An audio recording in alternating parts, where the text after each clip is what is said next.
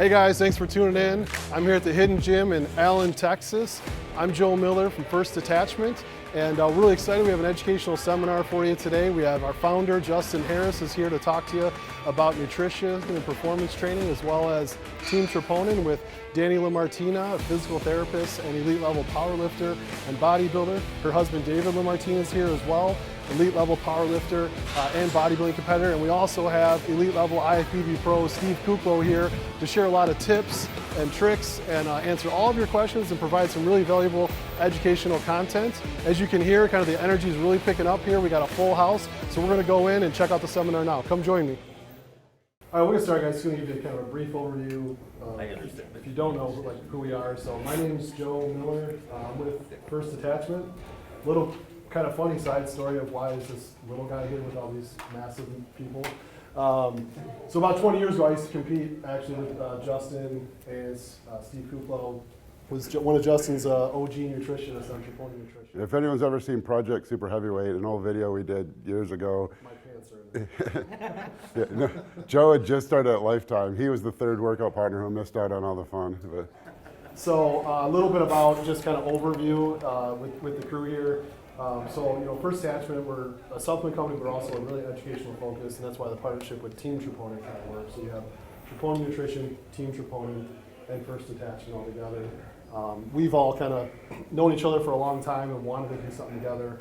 My background a little bit recently is I ran a medical management company before that, and then prior to that I ran a market for lifetime fitness. So if you have questions on any of those things, you can reach out to us even after this on social media.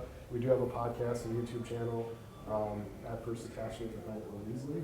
And then, we'll just kind of go through, like I said, open forum today. Justin will go first. He may not say this, but I had a little food poisoning night. So you guys' IHOPs are not up to snuff. Yeah, so I don't think, I think he'll get through it. But happy to have you guys here. And then, as we wrap, if there's any, samples or questions you have about anything, feel free to ask. Yeah, we're excited. So we'll probably go with Justin and then the Team Troponin crew, and then Steve gets you in context there. Like you said, I'm Justin Harris. I started out as a hand model for Black & Decker, and then I own First Detachment with Joe, and we have a minority partner, John Rivas, who's competing in the Arnold Amateur in a couple weeks. And then I own Team Troponin with Dani and David, and where Team Troponin is, it's an online educational site, monthly subscription. It's tough to, it's a great site. We have hundreds of hours of footage. So everything you see here, there's hundreds of hours of it. Articles, videos, training videos, educational videos, podcast style videos. Problem is it's, all of it's behind a paywall. So it's really difficult to market, because the material's great, we get great feedback, but it's, when you go to the site, there's a couple videos you can see for free, but if you check out teamtroponin.com, it's $19.99 a month. We're constantly adding updated content, and we cover everything. And actually, right now, what I'm slowly adding, doing dripping new content for, and the actual every single diet change for an IFBB pro for his prep that turned him pro, and he's a super heavyweight pro, a very large pro, and so you can kind of see, you can see step by step everything from 16 weeks. Actually, from the end of the national championships, he took second in the entire off season, and then his contest prep. And we have same thing. If any of you have metabolism issues, we have a section called Building a Metabolism, where I take someone who was in the same boat, a guy named Adam, over about 18 months, and you can see where after years of trying to be lean and killing his metabolism, we take him from basically a 1,900 to 2,100 calorie a day diet to 18 months later, the lowest calorie day of his week is like 4,200 calories, and the highest calorie day is like 7,000 calories. So you can see, especially if you guys are coaches yourselves or nutritionists or whatever, just how we went about doing that, when we implemented really high carb surges or when we added fats or whatever. And so, like I said, we're videoing this. You guys, your face won't be in there, but I like to do Q&A because that section's often a nice segment so that we can use for later on. So if anyone has a question, feel free to ask. Please ask. Why did you choose to go with the carb cycling approach for a lot of stuff? There was, the reason I'm into nutrition, I'll say, why did I go with carb cycling over anything else? I had been training about 8 years. I played like Division III college football. It was a blast. So I trained, all the way up through, 22 years old for football basically. And I was really strong, and I weighed about the same I do now. I was 265 pounds, 700 pound deadlift, probably around 700 pound squat, 450 bench. And not once did anyone ever ask if I was a bodybuilder. All I'd ever ask, did you play football? And I really didn't want to be that way. Like my natural metabolism is to be a fat guy. And so I started getting really obsessed with nutrition and learning everything I could. And I try to take everything from like a first principles approach, meaning like if I was the first one to discover this, let me work through it step by step from start to finish and see where it leads me. And what I end up falling onto is we're bound by thermodynamics. Calorie in versus calorie out 100% holds. It 100% holds. There's some intricacies in that like when you digest a protein, when you eat whole proteins, they have to be broken down into di and tripeptide forms before they can be absorbed across the small intestine. Breaking apart those bonds in that digestion process takes energy. Anytime you change or break something, you can't break a chain without exerting energy. So that takes some energy, and a calorie is a measure of energy. And then that protein can get, if it's not used to synthesize new muscle tissue or repair damaged tissue, it gets converted into gluconeogenesis, which is turned into a sugar. That also takes energy. If that doesn't get used as an energy source, it has to go through the next step, the fatty acid synthesis pathway, and it gets converted to a fatty acid. It takes more energy. So you can think of calories in, calories out doesn't count, because things like protein, as much as like on the high end, as much as 30% of the calories in protein are burned off just in that process. So it feels like it has less calories, and calories in versus calories out doesn't work, but it does always work when you work through the whole step. And so if you look at our bodies as like a vehicle, you have a gas tank, right? That's one way you store energy. It's the only way you really store energy in a vehicle, unless you got like a diesel truck pull that runs propane or water methanol along with it. But generally you have just gasoline or fuel. And when you put 100 gallons of fuel in, when you burn that 100 gallons off, you have no more fuel. If you haven't burned 100 gallons, you store that extra fuel in the car. That's the same way your body works, only we have 3 gas tanks. We have carbohydrates, which we store as glycogen, muscle glycogen and liver glycogen. Fat, which we can almost store in unlimited amounts. I'm trying to test that hypothesis right now. And then protein, which we store as muscle tissue. Cardiac muscle, skeletal muscle, and muscles in the stomach or gut. And so now to get to the carb cycling thing, you can utilize that fact to kind of cheat the thermodynamic system in carb cycling. So what we do with carb cycling is on your off days you don't train, we take carbs really low. On most of the days you train, we take carbs higher. Those would be like your medium carb days. And like 1, 2, or 3 times a week, we take carbs really, really high. So this makes the most sense from a dieting perspective where you're trying to do fat loss. So if you're in a calorie deficit, you're burning stored energy. And so we know we have 3 stores of energy. We want to only burn fat, but we don't only burn fat. We burn some of that glycogen off. And we don't want to burn muscle, and you really don't usually, but that's another possibility. Typically, you're burning a mix of carbs and fat, a mix of glycogen and fat. So what happens is, the fat gets depleted, glycogen gets depleted. When that glycogen gets too depleted, you have no energy system in the muscle for glycolysis, the easiest metabolic pathway to create energy. So your training starts to suffer, your thyroid production decreases, and your metabolism decreases, your workouts suck. And that's why people stall out when you just do a straight hypocaloric diet. What we do then is say for myself, say I can eat 200 grams of protein and 500 grams of carbs, and that would be like my BMR. Just say that for easy round numbers. I might also store 1,000 grams of glycogen. Well, if I get 500 grams depleted in glycogen over the course of that week, what I can do then one day a week is I can eat 1,000 grams of carbs. That's a lot of carbohydrates. And it is hypercaloric. It's more than I'm burning. So I am storing that excess energy, but because I'm in a glycogen depleted state and I ate the majority of the calories from carbohydrates, that storage gets stored as glycogen rather than fat. What that does is upregulate thyroid production, keeps your metabolism higher, allows you to train harder in the gym so you work out harder, allows you more energy the rest of the day so your NEAT is higher, your general energy expenditure is higher. And it's a way to cheat the system. You still have to be in a 3,500 calorie net deficit over the course of a week to lose 1 pound of fat. But by doing it this way, we kind of cheat the system. We trick the body, and we store calories, but we do it in a state where those calories get stored as glycogen rather than fat, which gives us all these other benefits. And that's kind of the long and short of it. And when you really into it, you can do things differently because I'm trying not to get too long on one question, but you can like manipulate that for all sorts of reasons. If you need to bring up, say your back is really weak, you know, and you need to bring up your back, you only have 1 year. Well, in the off season, we can put a high carbohydrate day on back day. And on that day, we could use things like insulin. We could do other things to drive nutrients because insulin's going to be elevated. So nutrients are being driven in the muscle. And everyone knows, like when insulin's bound to a cell, people always ask, is insulin anabolic or anti-catabolic? It's both. It is actually directly anabolic in a weird way, but it's more indirectly anabolic in that if you look at an insulin like a receptor on a cell, every cell in your body has insulin receptors. So insulin floats through here and it binds in that receptor. What that does is it shuttles some proteins around and it opens up that receptor for nutrients to rush in. And some of those nutrients are amino acids. And so it increases the potential that if there's a trigger for mTOR in that area, you're more likely to have the needed essential amino acids to stimulate muscle protein synthesis. So you can use this in the off season to bring up weak body parts. And that's, you can even more so, you can go down further. Like if you're a power lifter, and you need to make weight in a weight class. So you're really tightly constrained by calories because you can't gain weight, but you need good training sessions.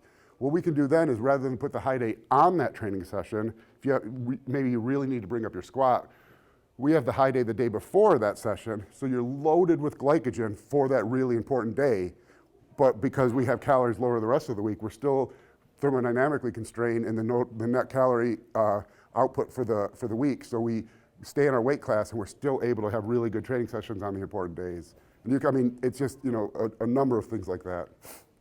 Can I ask a question related to that? Yeah. So I've always felt like if I did the high carb day the day of the weak point, I didn't really tell much of a difference other than like mentally I felt better. If I loaded the day before, then I'm like, yeah. My back, And my that's back's like loaded. That's good, yes. It's a really, really interesting thing. And that's what's tricky about the sport. You actually grew better when you had it on the day, even though you didn't have as good of a workout. And this is hard to conceptualize because you think, well, I have to have a good workout to stimulate muscle protein synthesis. And that's true, but generally the threshold for stimulating muscle protein synthesis is much lower than what most of us consider a really good workout. And so for like hypertrophy or for changing your physique, you really want to have the high day on the day the body part you're trying to change. To improve performance, you want to have it the day before that day. But so you think, well, I would always want it the day before, so I have a great workout. Yeah, you have a great workout, but you don't have all the nutrients to supply to maximize the muscle growth from that. And a way to explain that is kind of a different way to look at it is, imagine you were a marathon runner. You're a marathon runner and I'm just trying to do cardio to lose weight. You want to drink, Gatorade, gel packs during your marathon because you need to perform really well for your marathon. I don't want to be drinking sugar while I'm doing cardio because it's going to blunt the fat burning. So I'm trying to change my physique, which means I do something different than you're trying to improve your performance and you do something different. And so that's how that works. If you're trying to increase your performance, have the high day before, but your hypertrophy threshold is probably going to be lower. If you're trying to maximize muscle growth, have the high day on that day, and you'll have a higher supply of nutrients and all the ingredients to really maximize, the progress. I would add something to that. Like, I think you will see performance increase over the much longer term. Good point. That way, because I think the way is strength athletes, for instance, think about strength is you're training directly to use your strength, and basically that's what's happening. But with bodybuilding, you're training a muscle. The muscle gets bigger, and it's primarily that increase in muscle size that then makes you stronger or makes you able to lift more weight, do more reps, and then you have to do one or the other or both to further increase gains. So if you, say, always did that high day on a back day, you would gain a little bit more tissue in your back. So over the very long run, you would see maybe a bigger performance increase than if you put the high day on a different day. That's a really good way of looking at it because that's where, as humans in general, we're terrible about imagining out the future. We only think today, I want to get a good workout today. And yeah, because I used to run into that in college with the football coaches, because this is 25 years ago, and they were still not wanting you to train too hard during the season. And I would always try to explain to them, like, well, if I train just as hard all season, yes, for game one, I might be only at 95% strength compared to everyone else because they're more rested than I am. But on game 12, my 95% is twice as good as them because they've been losing strength all season where I've been gaining strength. And so I might not be 100% each game, but that 95% keeps getting better where their 100% keeps getting lower. And it panned out all my stats every year improved as the season went on, and I always had my biggest games late in the year. And the biggest games, like in Division III, they do playoffs, in the playoffs. And I think 100%, I mean, I don't think there's a way to even argue against that, is that I was stronger in every movement, you know, because you're talking 4 months later, you know, as a 20-year-old, that's a long time, you know. I mean, when you're making those kind of gains at that age. And so, you know, like it's hard to think that way because we're always just focused on this moment, this workout, but that's a good way to put it. From a nutrition perspective, when you're trying to cut weight, do you have recommendations or thoughts on how you should need to change your diet to optimize yourself for bodybuilding? It's tough, that's the problem. I mean, you're not gonna digest fats as well. Honestly, my diets, and I get flack a lot for being pretty low-fat diets, but I've had quite a number of clients with gallbladders removed or gallbladder issues over the years, and they seem to do really well with like a higher carbohydrate, low-fat approach. But it's you know, it's obviously way more involved than that, but that's generally my first recommendation, and I'll go ahead and say that's not my area of expertise. So I will say I had my gallbladder removed at 22. I'm 35 now, and the entire time. I always forget about that. Yeah. Yeah, but I honestly think that his diets and the way that the Pick It, Kill It, Grow It, to me, has kept things really clean, and I think allowed me to feel healthier and actually have a higher tolerance for fattier food now than I did before working with Justin. So like we just got back from vacation. I thought I was going to feel not so great eating pizza and ice cream, but I think there's something to be said for the anti-inflammatory effect of keeping foods really, really clean. That, you know, on the occasional nights to eat out, it's not as clean. It just seems to tolerate things better. I will say peak week is a little bit different. So Justin on peak weeks usually has people fill out on flank and rice.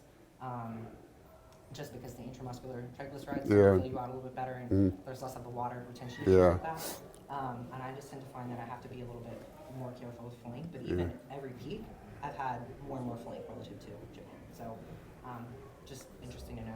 Yeah, and what she said, pick it, kill it, grow it, that's something that we've been saying for years. I found someone else online claiming that was theirs right after my Swiss talk where he was there, but Pick It, Kill It, Grow It it's a book I've been wanting to write for 20 years. But I don't have a good. It's tough to get really good data on this. So the hypothesis or whatever is basically if you can't pick it from a field, hunt it for meat, or grow it in a garden, you shouldn't be eating it. You know, it's as simple as that. Whatever food you're eating, if you can't picture yourself growing it in the backyard, if you couldn't go out and hunt it for meat and you couldn't pick it from a tree, don't eat it. And I think we're going to learn more as time goes on about the role of inflammation in processed foods and processed sugars. I mean, I think we are, but it's difficult because everyone thinks they understand it because we all feel like crap when we eat crap food, you know. And then when we eat like, you know, Pick It, Kill It, Grow, we all feel better. But it's really not as simple as that because, you know, high fructose corn syrup is just fructose, and, you know, fructose is a necessary sugar. I mean, it's in fruit. It's preferentially goes to restore liver glycogen, which is really important in keeping blood sugar levels stable. And so why would that be more inflammatory? But I think over the next 25 years, we're going to learn a lot about that because I have a ton of data points showing, because what I do on my high carb days, because our high carb days are very high, you know, like 1,000 grams of carbohydrates, that's tough to get from rice. You know, you're eating basically like 4 cups of rice every 2 hours. And so what we'll do is we'll do 50% of the carbs in each meal can come from sugary sources. And all I care is that they're very low fat. So Skittles is 0 fat and high sugar. Technically that fits. And from a straight like thermodynamics, calorie in, calorie out, there's 3 main macronutrients, that should be equally as good as getting fruit or 100% fruit juice. But undeniably, my clients self-report that they feel better on high days when they use the real fruit sources, the real sugar sources versus the junk. And it's all things you would associate with inflammation. You know, they achy, they feel like they're sore, I feel like almost like they have the flu, or, you know, their bones hurt, and where you don't get that with the real fruit sources. I think it's interesting to point out too that we think about inflammation as one like, oh, we just like throw that umbrella term on everything, right? But inflammation is a chemical process, and the chemical process is going to depend on the environment that it's in. And the environment of Justin's body might be just a little bit different than the environment of David's body in different environments. And so as much as we want to think about it as one, you know, inflammation umbrella process, There are many different types. I was actually talking about this with someone yesterday where he mentioned he was getting inflammation post-workout relating to tendon issues. And the histology of tendon health is really, really interesting when you look at things like glucose and insulin resistance and things like that too.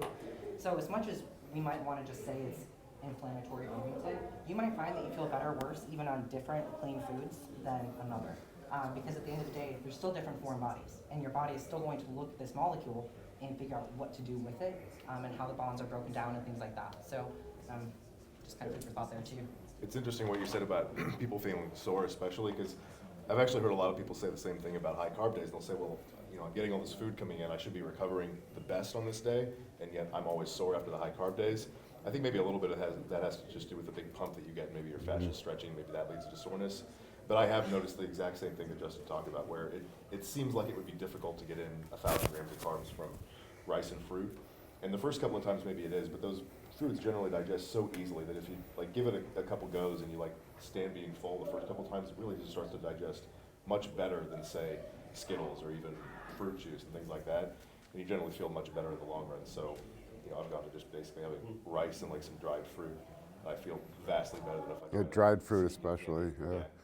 Yeah, and that's really important. Oh, go ahead.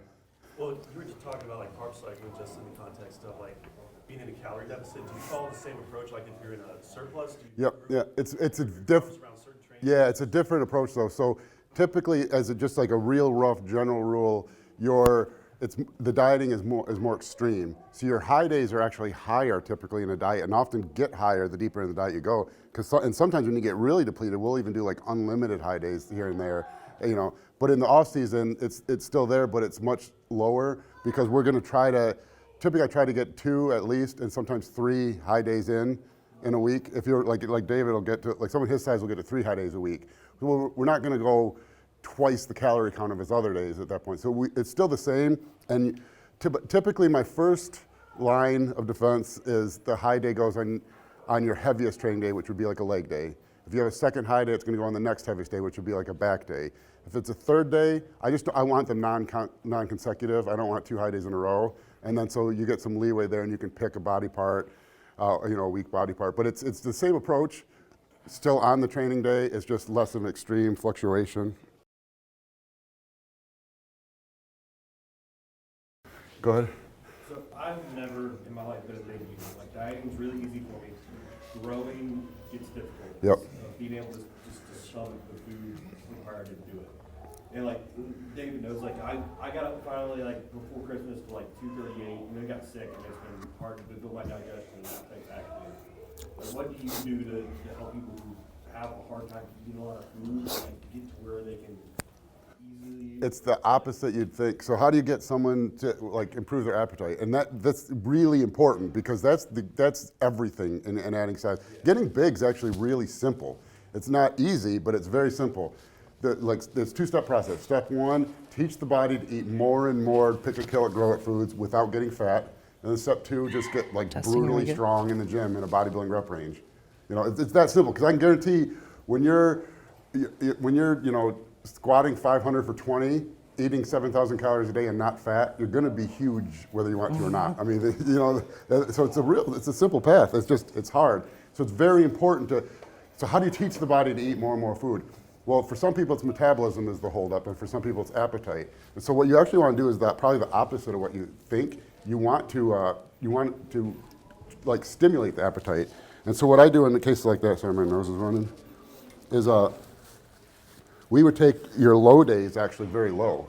Because no one's going to force feed. Everyone thinks, I don't care, I'll die for this, bro. I don't care, bro, I'll eat, you tell me what to eat, I'll do it. I don't care, I don't have to taste good. It's yeah, because that's right this moment. In 10 years from now, when you're puking up your food 6 times a day, you're not going to do it. You're just not, because your body just sends more and more signals that stop eating, I don't want to do this. So what we actually do is try to stimulate hunger. And it seems counterintuitive. On your low days and the days you're not in the gym, we'll take carbs and calories very low and try to trick you. So we want you really hungry that day. Because what happens in prep, your calories, at the start of prep, everyone's I can do this, it's not even bad. No, coach, I feel great. I can do this all, but by the end, when you've been 16 weeks of calorie deficit, your appetite is through the roof, And so it's counterintuitive, but you have the course of a week. You know, you're not training that day. If protein's high enough, we'll keep fats in there a little bit. You're not going to lose muscle. You're still able to synthesize new muscle if there's a stimulus. But we bring the carbs really low, and we'll bring the calories up on the other days. But we want you hungry that day. We want you hungry all day, and then hungry where we don't let you satisfy that. You know, where then you get that little uncomfortable, and so your leptin and ghrelin hormones are all out of whack, and they start sending signals that, hey, we've been hungry. Why is this guy not eating? You know, and then, you know, if you get 2 low days a week, if you train 5 days a week, that's 2 days a week. So basically, every 3 days, you're sending those signals to your body. So right as those hunger hormones start coming back in line, and your appetite decreases again, and it's not perfect, it's not foolproof, and you know we'll have to play with it and work it. And there might even be periods where we have to do like a really hard diet for 2 weeks, and that's another thing that's kind of counterintuitive. The fastest way to get big at any future date is almost always get small now. Not small, but get really lean. If anyone's like rebounded out of a bodybuilding contest properly, your best growth is after a really hard diet. So if you take like a 12-week phase, and if your appetite's dead at week 4, you can try to push, you know, the rest of that way, the next 8 weeks, but it's not going to happen. You're just you have no appetite. You're just beating your head against the wall. So if you get to that week 4, if you do 2 weeks of really hard dieting, which seems like, oh crap, you know, I don't want to lose all my size, you're not going to. You're going to lose a bunch of weight, but it's going to be water and glycogen. Because even if you're in a 1,500 calorie a day deficit, which is a pretty big deficit, you're still only going to lose 6 pounds and it's going to be 6 pounds of fat, which that's not bad anyways. Now 6 pounds of fat I can gain to get back to where I was. But you're going to get depleted in glycogen, but what that does is that's going to send the hunger signals. When you're depleting glycogen, you're going to be depleting calories, your stomach's going to be less empty, the stretch receptors are going to send hunger signals, your hunger hormones are going to be sending signals to be hungry, and then rather than spending the next 8 weeks butting your head against the wall, you do that for 2 weeks, and now you have 6 weeks with a great appetite, and you're leaner, so we can push calories even higher, because if we gain that fat back, we're just back to where we were anyways. Do you implement cardio at all, like for off season? Yeah. To help with that? Because like right now, actually, like my off days are less than half of the carbs of what like my training is like around 675 grams of carbs, and my off days are around like 300. Yeah, so you have a high metabolism too, Yeah, and so like eating like I'll eat food and like it takes me a while to eat like food, even though my stomach just feels like small. Yeah. Sometimes it can take a while to eat a meal, and I'll be sitting there and just be like, I don't want to eat anymore. As far as eating, there's some tricks you can do. We have a product called Canopy, which is like it's a digestive product that's actually like most people do digestive products for people that have GI issues. Our digestive product is to help like people who need to eat more. Yeah. You know, we have a lot of digestive enzymes, papaya, artichoke. So that's one that'll help. The other thing is you want to keep your stomach acidity as high as possible during the meals. So typically I tell people with that problem, don't drink during your meal, no water. Yeah, I usually don't do that anyway because I can't get my meal down. Yeah, exactly. Yeah. Drink in between, but then even sometimes do apple cider vinegar in between meals to try to just keep the stomach acid concentration as high as possible. But the cardio is really helpful. The funny, like the bodybuilders are so funny. They're the only people on earth who will argue that exercising is bad for their muscles. You know, like if you go to a normal person, they're like, I don't want to do cardio. I don't want to work out and get out of shape. Or everyone else is like, what do you don't you? But you work out to build muscle. The bodybuilder is the only one who thinks that not doing any movement is the best way to build muscle. It's not. What I like to do is HIIT cardio actually, which bodybuilders really hate. But there's a reason. One, we don't have to spend very much time doing it. I typically only have people do 12 minutes of it like 3 times a week in the off season. 2, the high intensity is really good at boosting appetite. It boosts your metabolism. It puts you in EPOC, elevated post-exercise oxygen consumption, which is small, probably like on the order of 50 or 60 calories or over like an 8-hour period. It's not very big, but it's better than nothing. And you don't have to spend very much time, and it improves your training. So my HIIT is all geared around what we do in this sport, which is like what's your biggest set you'll do in this sport, like a 20 rep set of squats. That's about as rough as it gets. That's like a 1-minute movement. So what I have people do is HIIT 1 minute on, 1 minute light, 1 minute hard, 1 minute light. You think that's not HIIT. No, it's not HIIT, but we're not doing HIIT like to improve aerobic capacity. We get some of that, but what we're trying to do is to be a better bodybuilder. So I want to make sure, one, that your lungs are never the failure point on a heavy squat set or heavy deadlift set. So that's why you do that 1 minute. And then, and it's kind of self-deciding how hard you can work. Because anything that you can work hard enough that it's very hard to finish in 1 minute, but then recover enough in the next minute to do it again. That's it. You don't have to ask questions like, what do I need my heart rate up to? It's like, well, this is what you have to do. Work as hard as you can for 1 minute, provided that you're able to recover in the next minute to do another hard minute. And so it just self-regulates. And that's, and it's funny because like bodybuilders with cardio just drives me crazy. And I probably was the same way when I was younger, but we didn't have like the stuff online we have now. I mean, you can go watch Cost of Redemption, and you can watch Ronnie Coleman do his 800 for 2 squat, you know, at Metroflex, and then you can watch, you know, like 4 hours later in the day, he goes to his home gym and does 45 minutes on the step mill on leg day after squatting in the off season, you know, and every guy with 18-inch thighs will try to tell me that, you know, they can't do the step mill because they're going to do the size. Well, Ronnie Coleman's doing 45 minutes in the off season on leg day, you know. One of us asked you at the beginning, or in our first prep, how hard to go on cardio. You're like, look, just don't overthink it. Just work as hard as you can. Hard work wins. Yeah, hard work always pays off. So Kai Green, have you seen his legs? I mean, they don't even make sense. They're circle, yeah. And he starts like 15 minutes before every workout on the step mill. I can't get guys to do 12 minutes on the step mill 3 times a week because they think it's going to make their legs. It's like, well, how about you just watch Kai Green's legs while he's doing the step mill while you do your step mill? Just help remind you that your legs are this and his legs are, yeah. I mean, hard work pays off. It's, you know, because what fuels growth? We need to pass nutrients through the body, the right nutrients, good whole, you know, pick it, kill it, grow it foods. And the more we can pass through the body, the more, because we don't, like, muscle protein synthesis is infrequent, rare, and like it's just rare. You know, it's difficult to come across. It's not there all the time. So and what happens with muscle protein synthesis, if there's a cell over here and there's a trigger for muscle protein synthesis, if all 20 amino acids are not present at that site at that moment, the synthesis can't occur.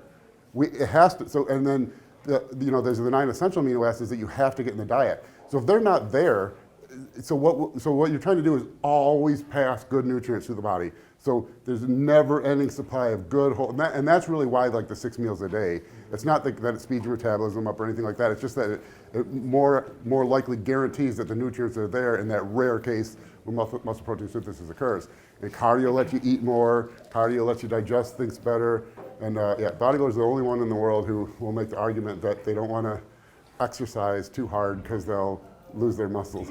I think fiber type is a big important thing with that too, yeah. Especially in the context of legs. If you think about size, right? If you look at type 1 versus type 2 muscle fibers, and I think they've done a lot of studies, especially in the quad. I have to look at what's recent, but different fiber types, type 1, type 2, are going to be more oxidative, more glycolytic.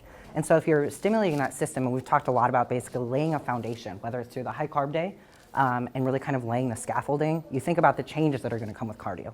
You're going to get increased vascularization, you're going to increase mitochondrial density, which is going to increase your metabolism, your ability to build, a whole bunch of other physiological effects. And so it's not always the cardio in terms of like the appetite, but the cardio is going to lay the foundation for the physiological, histological changes that will support growth, metabolism, all of those things too. I feel like it improves training in more ways than just giving you better wins to like vascularization like you talked about. I mean, even when your lungs aren't the limiting factor, doing that cardio will probably help, you know, anything with reps more than like 3.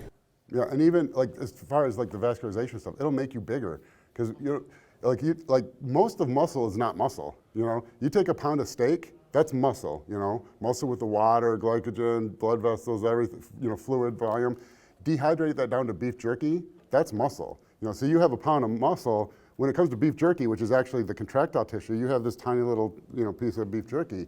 So most of our muscle tissue is not muscle. It's the other stuff. So if you can increase blood vessel density, capillary density, blood vessel size, diameter, yeah, glycogen storage, all those things. Because if I took, well, you can go on the internet and see this. If, you know, like if I took, you know, 200 cc's of saline and put it in my bicep and it plumped up, you can't tell that it's not, you know, because that's what happens. It's like if you, when you carb up, is that not muscle? You know, why are you carbing up? And so all the cardio increases your capacity for all that stuff. And if you think that's not important, all you have to do is look at the difference between a bodybuilder with a very, very high amount of sarcoplasmic growth versus a powerlifter. You know, Kai Green's legs versus Larry Wheel's legs.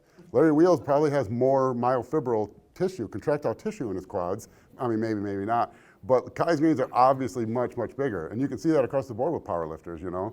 They're strong as hell, but you know, none of them have a pro bodybuilder's legs. Do you, when it comes to the cardio for off season, would you do that on off days or training days? I usually do a post-workout. I mean, yeah, it doesn't matter really. I mean, I don't think it matters either way, you know. And so, a lot of times, like we talked about thinking about the future, you know, it's hard to, but this is a long sport. It takes a decade to add the size you need to, and you don't reach your peak until you're like 38 to 42, and most of us start working out when we're like 16, you know. So you gotta think like the long game.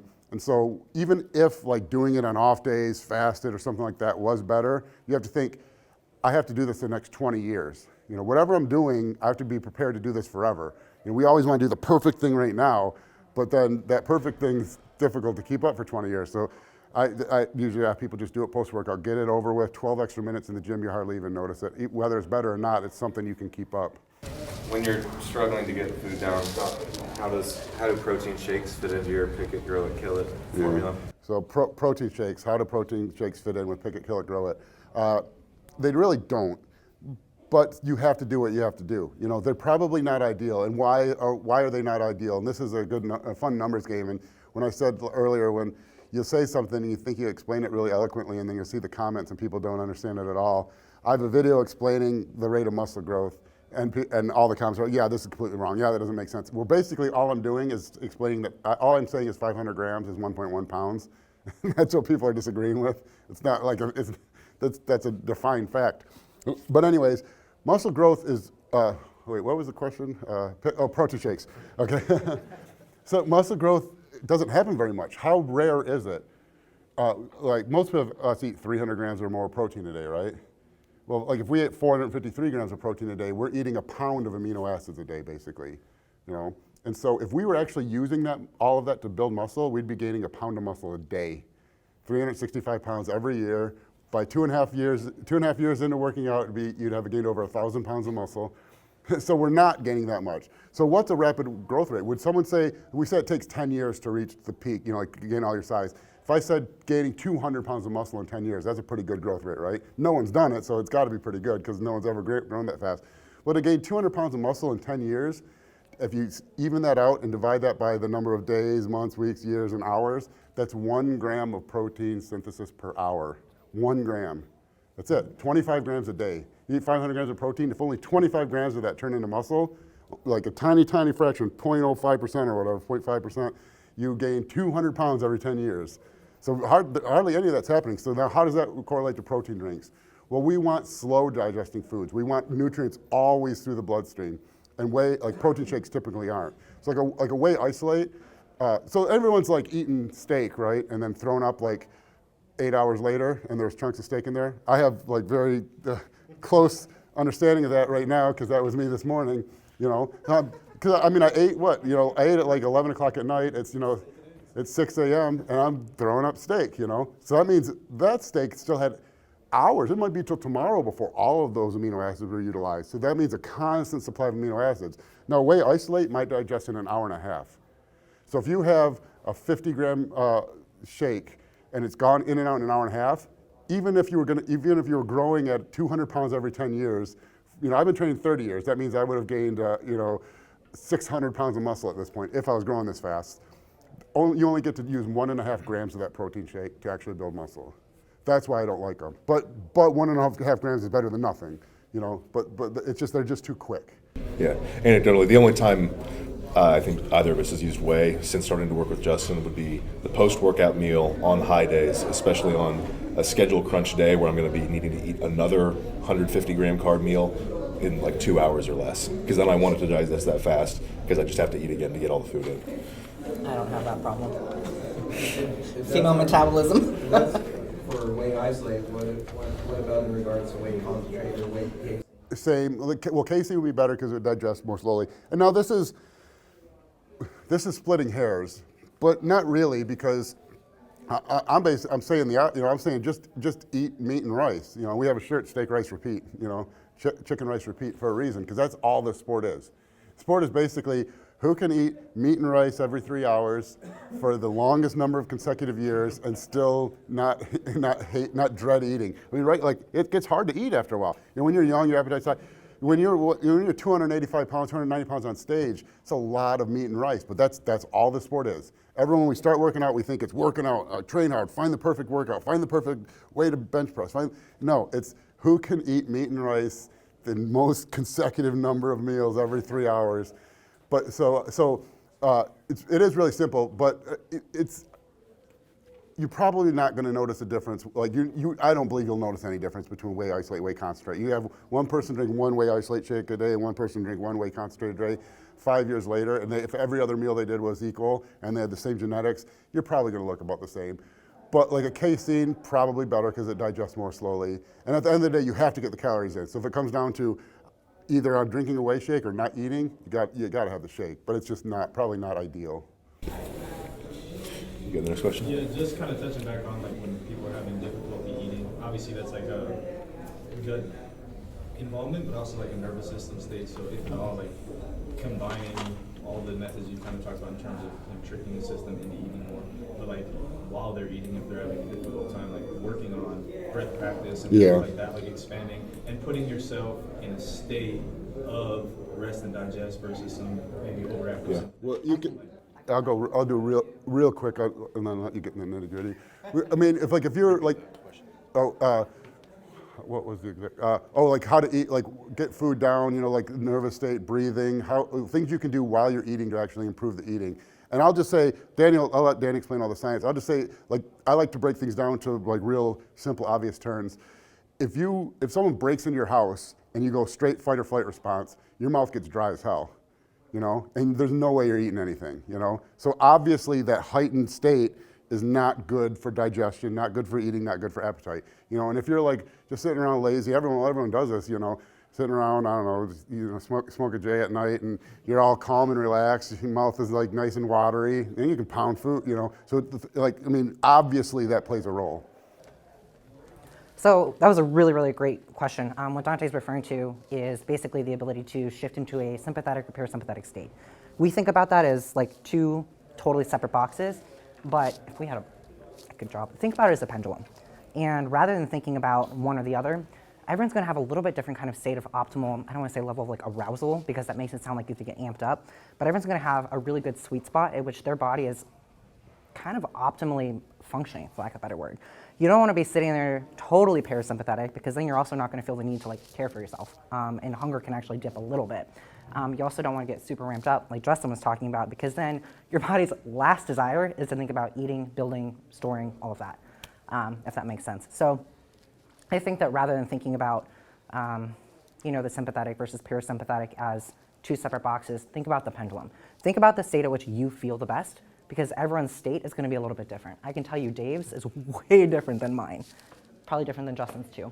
Yeah, I guess I haven't really had that much trouble with that part of eating, because like my natural state is kind of like Sleepy Bear. Almost every bodybuilder was nicknamed Sleepy Bear or something at one point in their life. Yeah, like I can get off like, you know, a 15-20 rep on the hack squat, finish leg day, 5 minutes later be pounding my post-workout meal. And fall asleep. Yeah, and fall asleep. I think most people are not like that, but I don't know, what do you think people can do to set themselves up for a little bit of the more sympathetic? Again, like really, really very broad. Think about when you feel the best. And this is a little bit of mindfulness. This is something I talk about with a lot of my coaching clients when they're dealing with pain, injury, all of those things too, because they're all a function of the nervous system.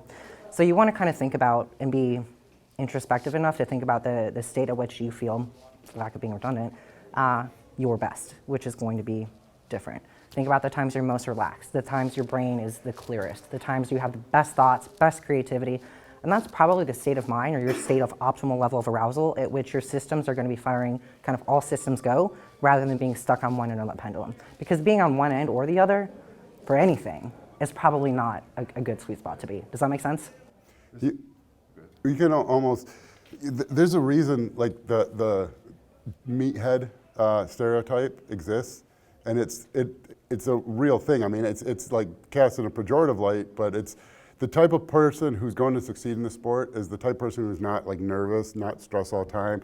I mean, what when Ruli was with Omar, grandma, who had, like, she had to like tell him to eat, and he'd be like, oh god, let me stop playing this game so I can eat, you know. And that's and actually like Steve's not like that, but that's one of the well, that's one of the, no, that was one of the ways I knew when Steve was only 18 years old, I knew he was going to make it in the sport, because I would joke like, you know, because I would like come in the gym, you know, fired up on pre-workout, like watching, you know, videos and getting myself all fired up, because I knew the workouts would be like brutal. And Steve would stroll in with like his hair done and giggling, and because he just and that's what you need. I mean, because you like look at Ronnie Coleman. You know, everyone thinks Ronnie Coleman, oh, the big dumb Ronnie Coleman. He was like summa cum laude or whatever in his accounting. You know, he's as far as like being able to perform schoolwork, he was intelligent. You know, and his degree and his honors says that. But everyone knows what Ronnie Coleman's like. Just can't be bothered.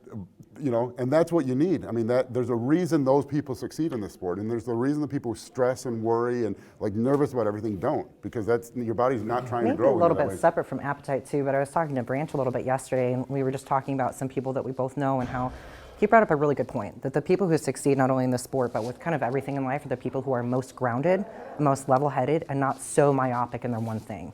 Probably more a psychological thing than anything, but the more important that one thing becomes to you, the more fragile it becomes. And there's that perceived fragility, I think, can create a sense of urgency that can, without knowing, shift you into that sympathetic state in kind of our first world. So sympathetic in, you know, esoteric times, way different than what a sympathetic state feels like when we have everything we do. Does that make sense? Where the sympathetics in that state of urgency and the state of like danger today is much different than danger from when we were created and evolving. Does that make sense? One point I would add for making it easier to eat, and this is hypocritical because we're up here selling pre-workout and pounding energy drinks, but if it's the off season and you need to eat a lot, that's not the time to be abusing stimulants. It's going to mess up your appetite throughout the day, especially if you're sensitive to stimulants and you have a sensitive stomach. So the time to use that stuff would really be on an as-needed basis, but that means you have to get good sleep.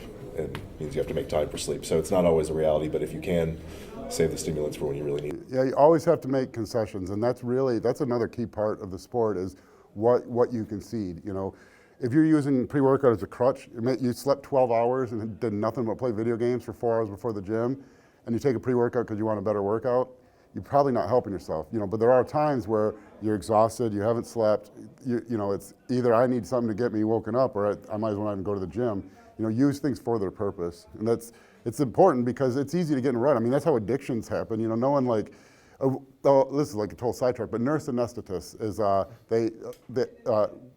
there's an anesthesiologist, and they're usually the one that puts you to sleep, and then the nurse anesthetist takes over. And they're nurses who then go do a second 2-year degree program to become basically nurse anesthesiologists. They have like 1 in 3 nurse anesthetists become addicted to drugs during their career.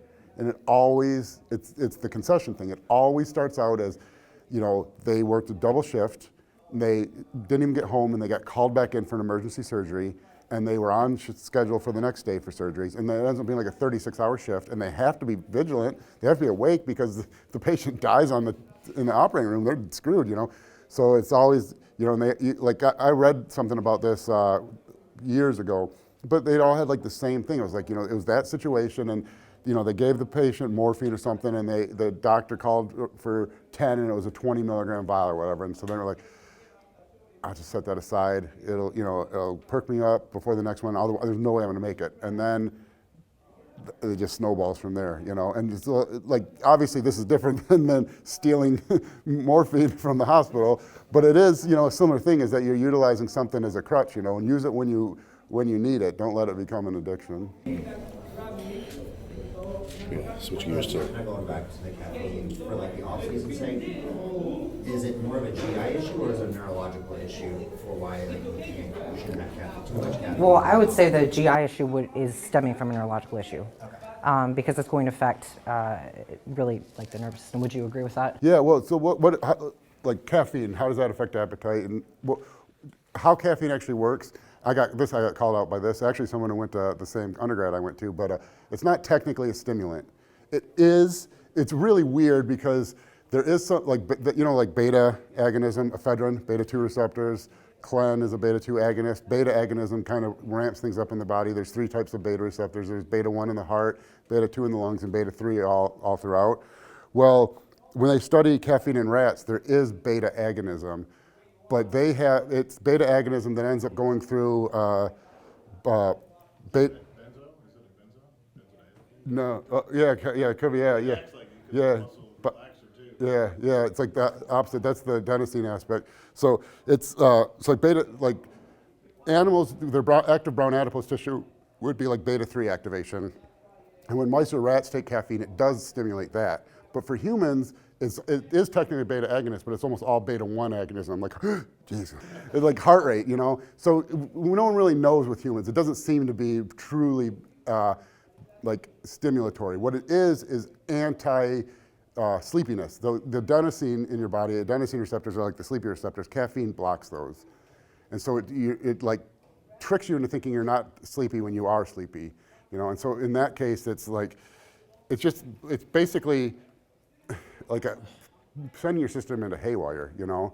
Like your body's sending all the resty, sleepy signals, you know, eat, rest, sleep, and you're blocking those, but that still exists in your body. And so you can kind of imagine why your body wouldn't know what to do as far as like those sleepy signals, and hunger is kind of like that. You've talked about the best time to grow is after a rebound. Do you have to go through a full contest prep, or can you just do a hard diet? Just hard diet, but it's kind of it's like proportional, or it's inversely proportional to, or it's proportional to how lean you got. The leaner you get and the more depleted you get, the better your rebound is going to be, and that's really counterintuitive. It's like, so the smaller and crappier I look now is the bigger I'm going to get to look in 6 weeks. But what happens is you know, what correlates to, like, what causes muscle growth? Well, we need appetite, we need, you know, fluid retention, we want it in the muscle, but we need that sarcoplasmic stuff. Insulin sensitivity. Insulin sensitivity, and then if to some extent hormone balance. Like for men, when your body fat gets above about like 12% body fat, aromatization of testosterone and estrogen starts really ramping up. You know, and you can picture that, like everyone had like a fat buddy when they were like 20 or something. Obviously had gone through puberty, you know, he didn't have very much hair, maybe like a neck beard, you know, and no hair on his chest and like boobs, you know. And that's really why, because he was probably putting out fairly normal amounts of testosterone. Testosterone is blunted at higher body fats also, but more of the testosterone he was producing was getting converted to estrogen, you know. And so that all those things are not good, but it's really, the more depleted you are, it's not all directly just related to the anabolic effects, but when you get depleted, your insulin sensitivity goes up, your like aptitude or ability to store water in the muscle, store nutrients goes up, your appetite goes up, your insulin sensitivity up. But also, if imagine you were so lean that you could gain 15 pounds of fat and still look lean, how much muscle can you grow with that kind of wiggle room, you know? That's really a lot of it too, is that when you're very, very lean, you can eat excess and even store a little fat, but you have a lot, you can gain, you know, 10 or 15 pounds of fat and still look lean. Justin, I can talk a little bit about some of that. Like, so, if you guys don't know, Justin and I have probably been together, friends for over 20 years. And you guys are talking a lot about, like, he's explaining depletion and how the rebound effect can influence growth. He always told me, he goes, you will gain more if you diet a couple times a year, do a few shows a year, and versus somebody that just stays off season for 2 years. That was putting me at like 18 years old, and it was just true. Like every time that I ever competed, utilized the rebound not to just get as fat as possible. I've done that. I mean, Justin and I would eat each other. We would eat so much food, we'd literally be in like food coma after shows for, you know, we'd have eating contests almost. But one of the things that he would, you know, really key on, so the depletion aspect, like he's saying, I've done some extreme diets where, I mean, Greg's witnessed it. Greg and I have trained together for probably close to 15 years as well, where I took my body doing bodybuilder keto, I mean, super, super depleted to a point where I was losing 2 to 3 pounds a day toward the end of my prep. It was just going way too fast, way too much. And then it literally took almost a month for my body to even get to like a normal state after the show of just, I was eating like everything, but I was so depleted. So there is a lot of benefit to kind of depleting the muscle, dieting, you know, doing short diets if you're not competing necessarily, to help stimulate growth, stimulate your appetite, because I've been doing it over 20 years and it's not easy to eat the amount of food to maintain 280, 290 on stage, or even just that weight in off season, not trying to push my body to extreme levels. So that is probably the most challenging aspect to what, you know, putting on muscle, being involved in the fitness or want to be a more muscular person. It really is. You can go very simple with things. You can do caveman mentality, or you can get a science as Justin and Danny and these guys are doing. Like, you know, and I think there's a middle ground that you could think on. I mean, most bodybuilders are not the most intelligent people in the world. Ronnie Coleman, he's smart, book smart and stuff, but if, you know, and I'm sure they know a lot about the body and how it works. But you don't overcomplicate things, because, like you said, you get a little bit neurotic and you're like just focused on, did I hit 1,931 calories I need to hit this day? Like, it's not that exact. But, you know, don't be naive. You guys are here educating. You're paying the price to learn and improve yourself, which you need to do. So I think find somewhere in the middle on that, a little bit of balance, and you're going to have success in it. You know, the knowledge is power in this sport. Knowledge is power in improving your physique. Just anything you want to do in life. So, yeah, you guys are in the right place. Yeah, I'll dovetail off of that. Yesterday, again, just talking with Branch and a couple of the other pros out at Destination. I'm pretty smart. I've got a doctorate from Duke University. I've been training a long time. As far as I know, I'm the only therapist that does what I do. And the more I learn, the more I come back to, like, it really is, there's so little we actually control. And the grand scheme of all the systems, the 20 things you control, 20 out of what, 500? So you're going to stress yourself out more, and stress is it's not a favorable environment for anything we're trying to do. So I think for a lot of people, whether it's nutrition, training, PT, rehab, anything, if you've got your pillars that you can stand on, 3, 4, maybe 5 pillars, you're gonna get everything you need out of it. I get people ask me all the time these like very, very complex questions about the nervous system. I'm like, why do you care which nervous system, spinal fiber type you're affecting in the spinal cord when you're training? Last I checked, you kind of just need to train and push really hard. Yeah. Steve, do you think that this is one of the reasons why many times bodybuilders, they look better the day after the show than on the show? It usually is, because I think people try too many extremes going into the last week. You know, you've been doing the same consistent thing for 10, 15, 16 weeks, something like that. And you try to do this crazy carb depletion, carb ramp up, water, you know, your body, I think your body responds to more monotonous, slower things. Like if you try to do something crazy in one day, it's just rolling the dice. You don't know what's going to happen. So I actually learned, I was kind of used to do the old mentality, like last day or two, we need to just hammer, 1,000 grams of carbs for 2 days and try to refill. And I'd have so much problem with digestion and bloating, and it's so much shock on your system. So for me, I was like, why don't I stretch that out over a week? If I get in shape with enough time, and if I allowed myself to kind of carb up over a 7-day period versus, a 17-hour period, I've had a lot better results of keeping my midsection tight, body responding, looking a lot, not so, potentially bloated or spilled over like most people do. We have the extreme mentality in this sport, and that's kind of one of the things we love to train harder than everybody else. We want to eat more food, get bigger than everybody else, or get leaner than everybody else. But to me, I think like you said. Yeah, to dovetail off that, I think this is probably something Justin would say if he were here, but I think when it comes to people doing the extreme things the last few days before a show, I think they often will look better the day after a stage, especially if their stomach goes from bloated to flat. Mm-hmm. But Justin will often comment on how guys who they did nail their diet, or maybe they didn't nail their diet, and they'll think they'll look better the next day or throughout the next week. But he'll kind of compare. This is gym ripped and gym full, just stage ripped and stage full. It's so different. Because even as a female, I thought the same thing at first, because Justin will tend to be keep people on the leaner and flatter side going into show, because conditioning wins shows. And so I think a lot of his clients will think they look better the next day, and you'll if you just look at yourself in the mirror, especially from here up, you're like, man, I'm just blasting full. But then you realize if you were going to go back on stage and look at yourself next to yourself from yesterday, no, I'm pretty soggy. I'm just it is crazy. Stage lighting, tan, water. So many factors go into how you look on stage. But to your point, like you were saying, you looking better after a show, it can be done. And I've always liked to. If I plan my shows right, and if I have a show and another one 3 or 4 weeks later, I utilize a mini rebound, and I'm able to probably compete at about 2 to 5 pounds heavier with that same or better condition, just from kind of my body being primed, super ready, super insulin sensitive, digestion's good, and my appetite's through the roof. I'm able to kind of eat up a little bit and then go into the next show, because you're primed. And I think utilizing the kind of the carb rotation, calorie rotation stuff for off season, for growing, is something really beneficial, especially doing as long as I've done it. Can we Can we dovetail a little bit into some of the training and rehab things? Yeah, please, if you guys. Is that cool? Did you want to? Yeah, I'd love to do, just since we're talking about like the big picture and like how important it is or not important it is to be big picture versus like detail oriented. Again, for some of you guys that don't know, I'm a physical therapist, IFBB pro, and a really well-ranked powerlifter, and I've kind of like put a lot of this to the test over the years. And one question that I get asked a lot is regards to injury and muscle firing. Have you guys talked about or heard about anything like that, or any other questions about something like that?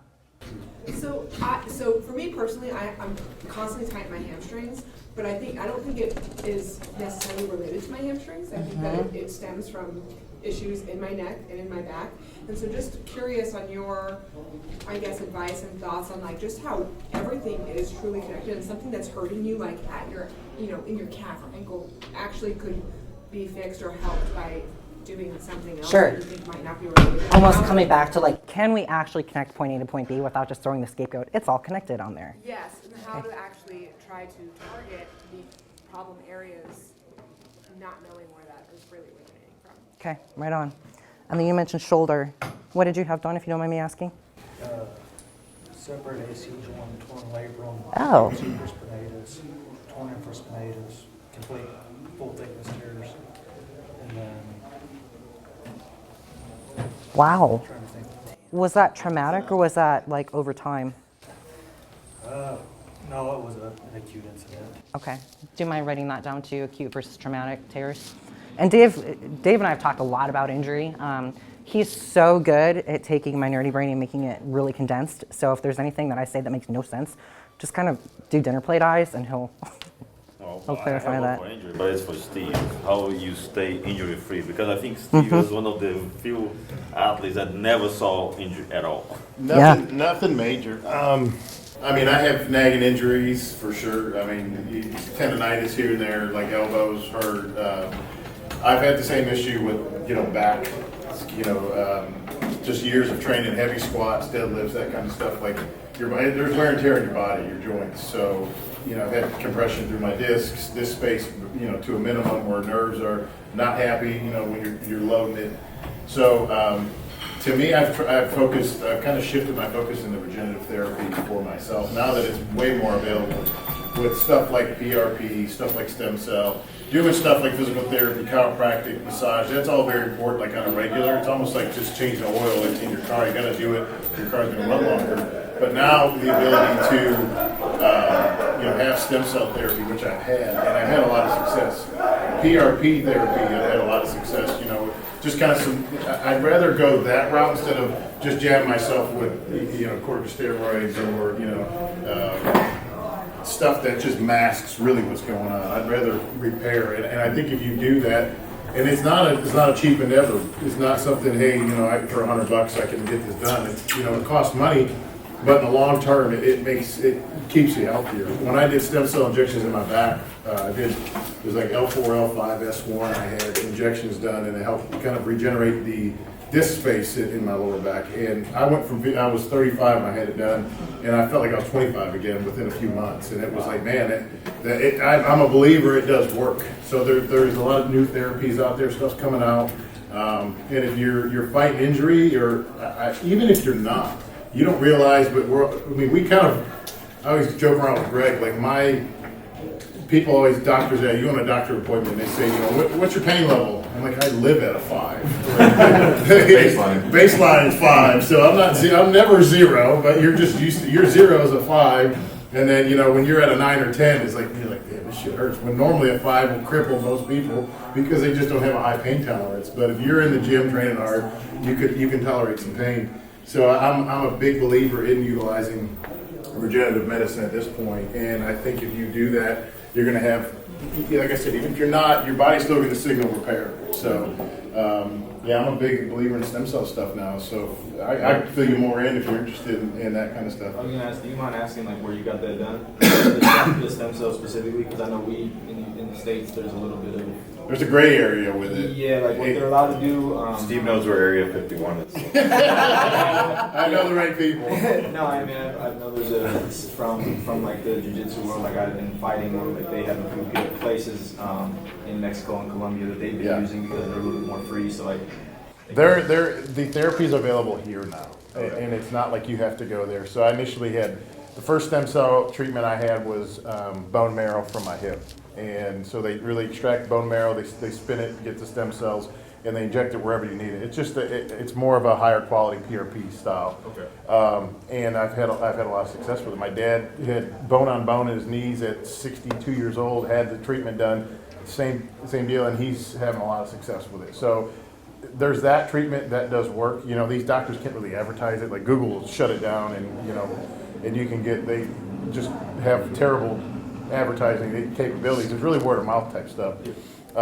Doctor was, for who did that was Johnny East at Addison Pain. So he's right in Addison, does great work, has injected me all over and with a lot of success. And then recently, IV stem cells, something that I'm doing. That it's so they take umbilical stem cells, and there's obviously there's a higher concentration of like uncoded stem cells within the umbilical cord, and they're donated.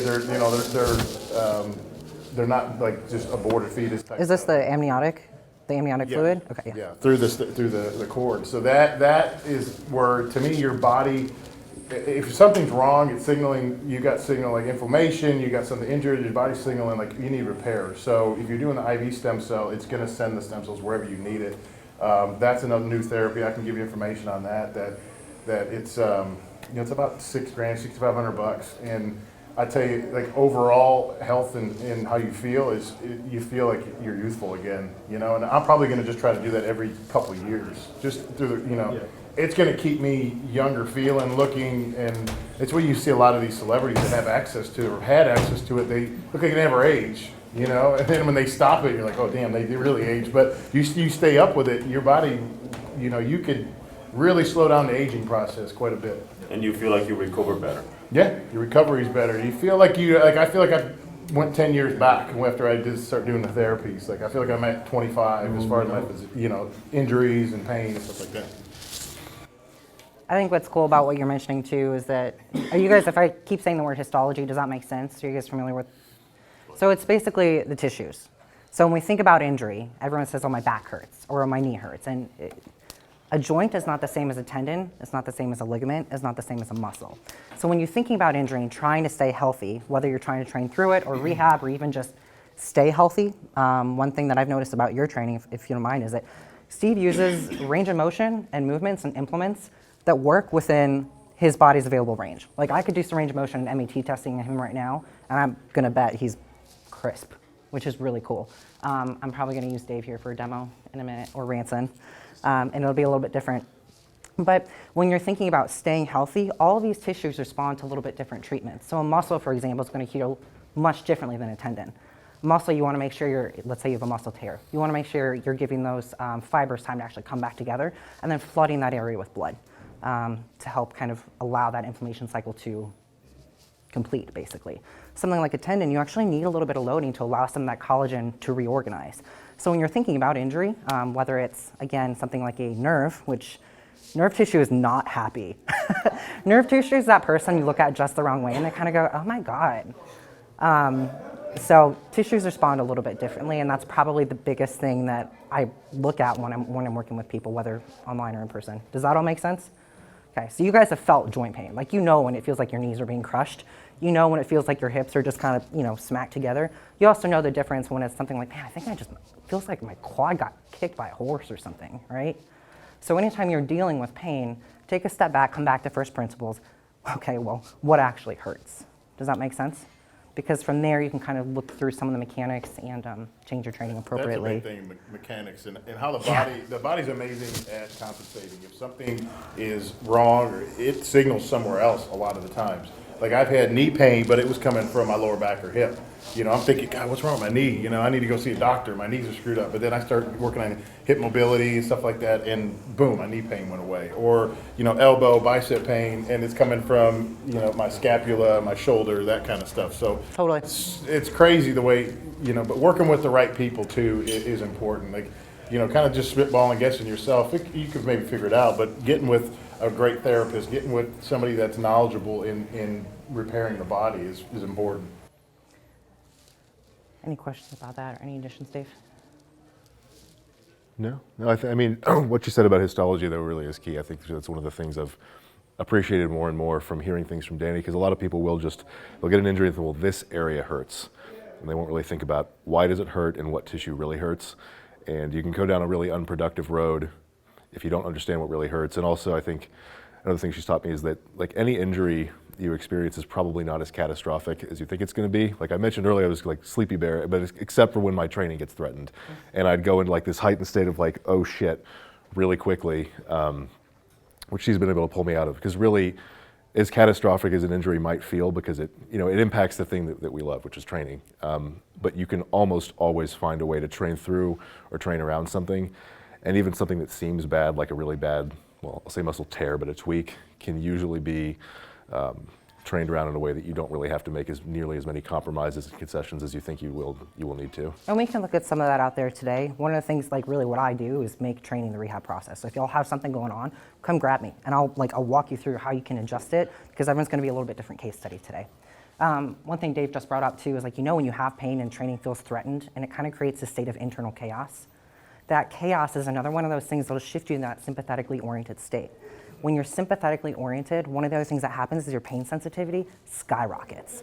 Your threat perception, any sort of danger that tells your brain we're not okay here, you're gonna be way more sensitive to. It's kind of like, if an alarm system on your house, you should be able to throw a brick through the window for that to go off. As soon as you start getting into this kind of pain-driven, sympathetically oriented system, the wind blows the wrong way and your body gives a big old nope. Have you guys ever felt that? Maybe even at the bottom of a hack squat, and all of a sudden you just feel you've got no output from your legs. Familiar? Yeah. So that's kind of where I think it's important to look at the concepts of mechanics, available range, setup, and then even just how important is it to look at muscle firing, and how can you set yourself up for success. So kind of dovetailing off of that, a couple of you guys in here have had some big diagnoses kind of thrown at you, and that kind of creates that pain, fear state. Yeah. How many of you guys have been to a doctor and basically been told you're not going to lift again? If you don't have your hand up, you're probably lying. That's every single one of us in here, right? Myself included. Ranson and I had literally the exact same injury, and we were told we were never going to basically squat again. We both came back and squatted PRs. What did you hit? Well, I didn't squat a PR after, but I was still back to squatting over 800 less than 6 months later. Describe the injury. So Ranson and I both tore our adductor tendons off our pelvis. We think about our adductors as doing this, but really functionally what they do is help the pelvis stabilize under load and make sure you're able to shift your weight appropriately and decelerate you. So if you're squatting 800 something pounds and you're missing one of your major decelerators, that's a problem, big one. If you want to get an idea of how bad the injury was, it was March 31st, 2018. You can go back, see it on her Instagram, the video. Comes down in a squat, starts the concentric. If her knees are like this, immediately her right knee is over here all of a sudden. Yeah, his is the exact same. The exact same right knee also. That was my second rep with, it was only with 525, maybe 550. Yeah. And literally the second rep, my right leg in the very bottom of the hole just popped completely out. Yeah. How are you feeling today? Good. Physically? Oh, really good. You ready to train? Yeah. Can I use you as a demo? Yeah. Okay, I might say some not nice things to you because I want to show you guys how quickly your nervous system can flip and how that's going to influence your training. Yeah? Your state of mind is going to make a big difference in how you feel training, and especially in the case of injury, the thing you have the most control over is what you're thinking, right? You want to come on up here? All right, so I'm going to use Ranson because he's a friend of ours and I can pick on him a little bit. One of the first things I want to look at with you is looking at setting yourself up for success and using the available range of motion you have. I wasn't planning on doing this, but Ranson mentioned that he's got some stuff going on here. So a lot of people with shoulder issues, so realize that on upper body days or pull days in particular, make it worse. Simple thing. Can you turn so they can see you a little bit? Okay, can you set your rib cage back a little? Rest. Pull this back away from my hand. Good, okay. Thumb up towards the ceiling. I want you guys to keep a look at his back here. Just move your arm. There you go. Raise your arm slowly. Okay, right about there. Do you start to feel a little of this? Oh, yeah. Yeah, and he's losing his motion here. So this is his available overhead range of motion. So why the heck would someone with this range of motion start doing a pull down up here? You know it's not coming from his lats or his back at that point, right? So what can we do to set them up for success? And I think that's where being really smart with your training is the kind of thing that allow you to keep getting a stimulus, keep getting bigger, and probably restore some of the range of motion that we have, because eccentrics, like when we look at Steve's training, he's super controlled. His ability to control that entire range of motion is probably why his range is awesome. That's also what's going to really help create that nice round look that he's got. Also genetics, but in general, if a joint is healthy and it doesn't have a lot of hypertonicity protection going on, you're going to get way fuller development, which is going to be great for stage, keep you healthy across the synchronicity with, you know, small muscles across joints too, right? That all make sense? Okay, Ranson, I'm going to have you lay down. Let's go head at this end. Will this table hold? Will it hold him? It's a little shaky.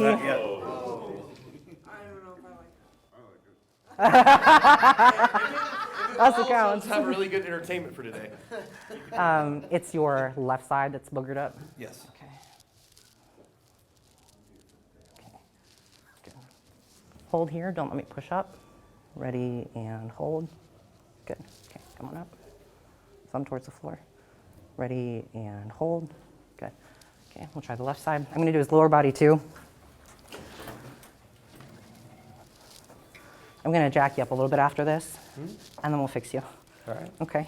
All right. Okay, rest. Okay. Ooh. Yeah. Here? Or more on the front? Both. Okay. Okay. Hold here. Ready and hold. I stood back this way so my face wouldn't get hit because I kind of thought that was going to happen. Okay, thumb towards the floor. Ready and hold. Okay, that's pretty good. All right, we'll check his lower body.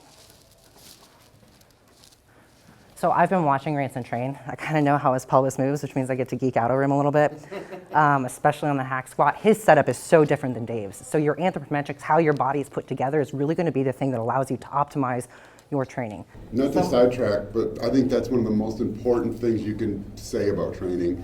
When you're doing a hack squat, you're not doing a movement, you're training a muscle. If you're a bodybuilder, and if you're probably not doing hacks unless you're trying to build muscle. Yeah. So you have to, it's not just a movement. It's not just, oh, I saw a guy do it that way. He went from up, down, up, down. You're working your quads. And so find the position that works, that, you know, every movement, what am I trying to train? What muscles am I activating? And make sure they're being activated. The movement means nothing. The movement is just a tool to work those muscles. Hold here, don't let me push your leg in. Ready and hold. One more time. Ready and hold.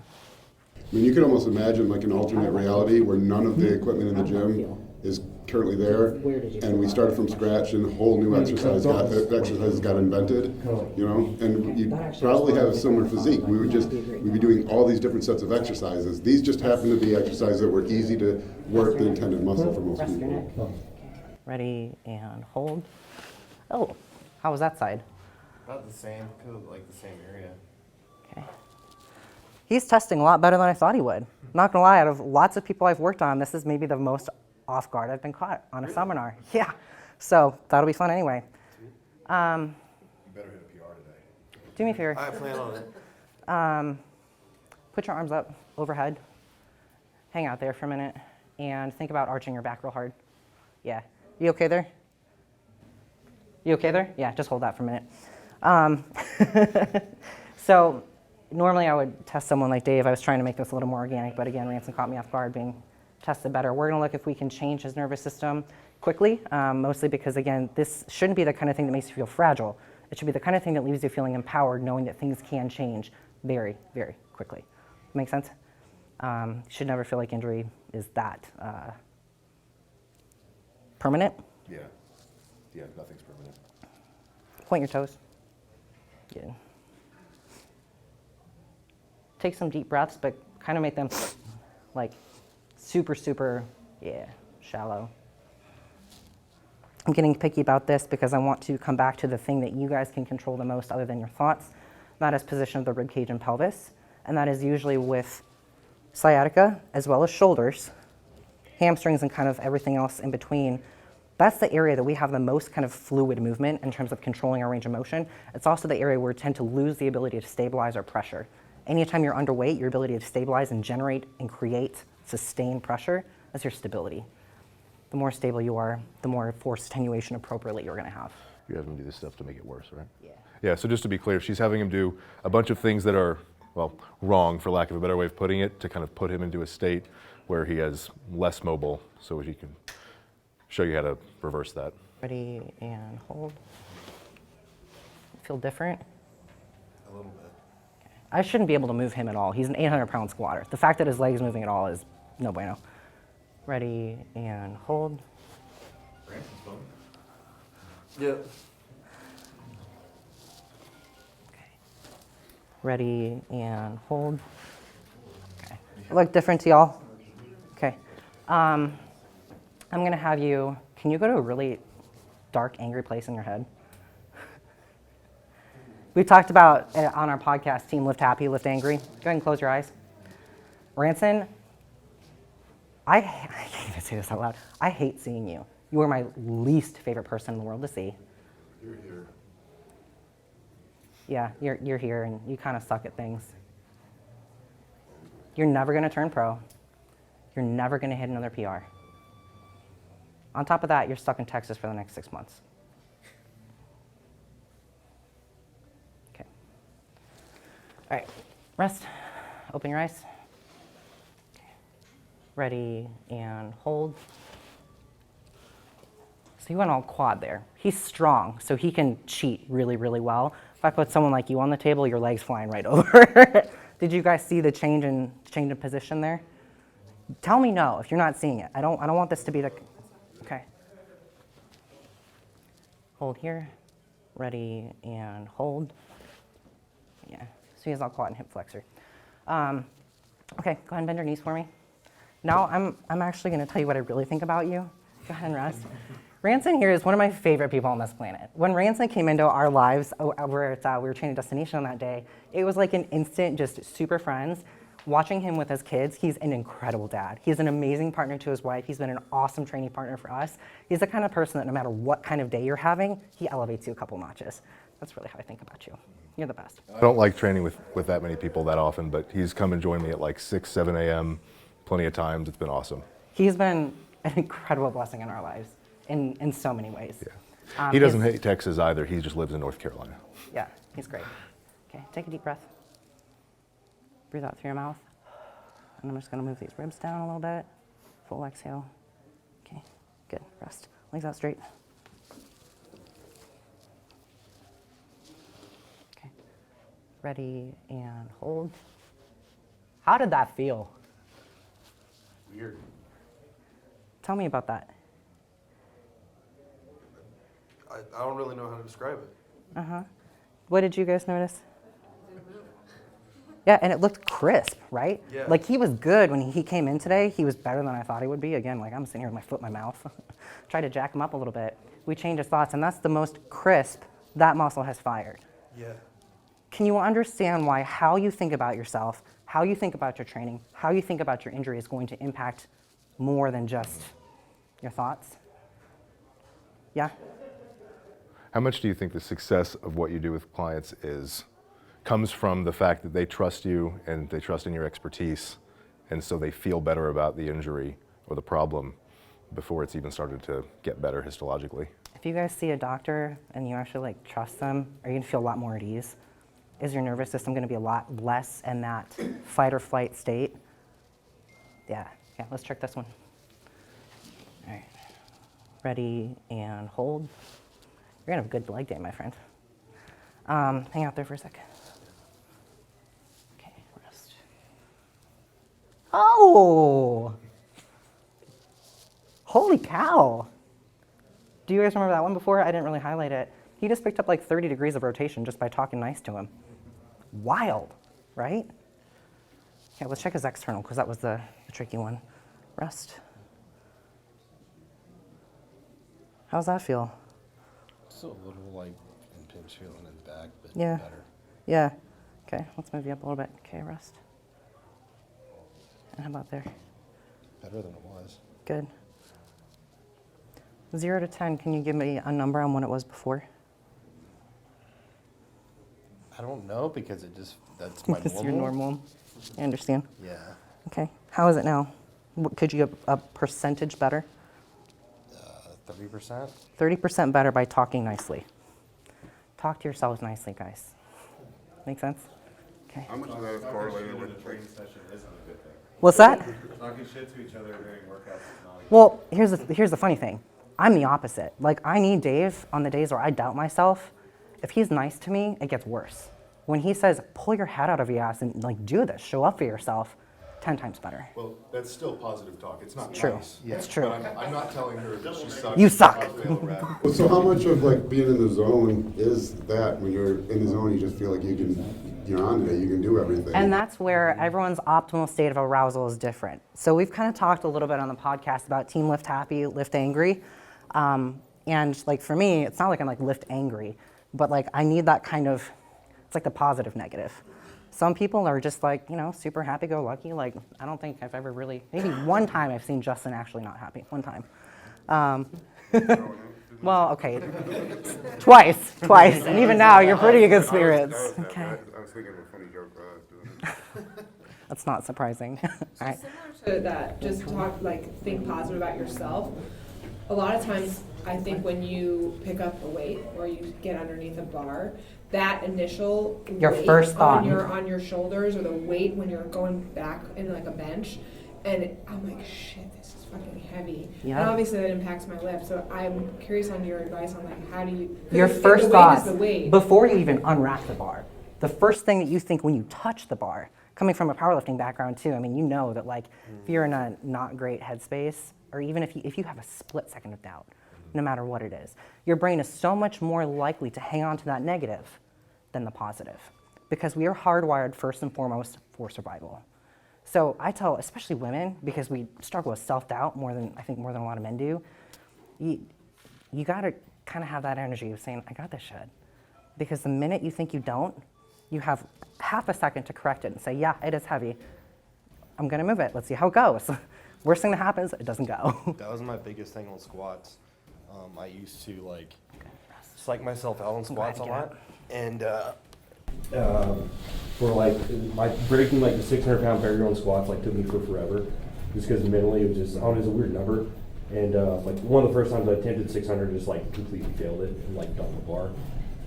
But once I started actually trying to go into squats calmer and not use smelling salts, like not like listen to crazy music to get myself amped up, and like actually breathe and calmer, my squats like skyrocketed. I went from having like a 660 squat to like less than a year later being right at the door of like 800.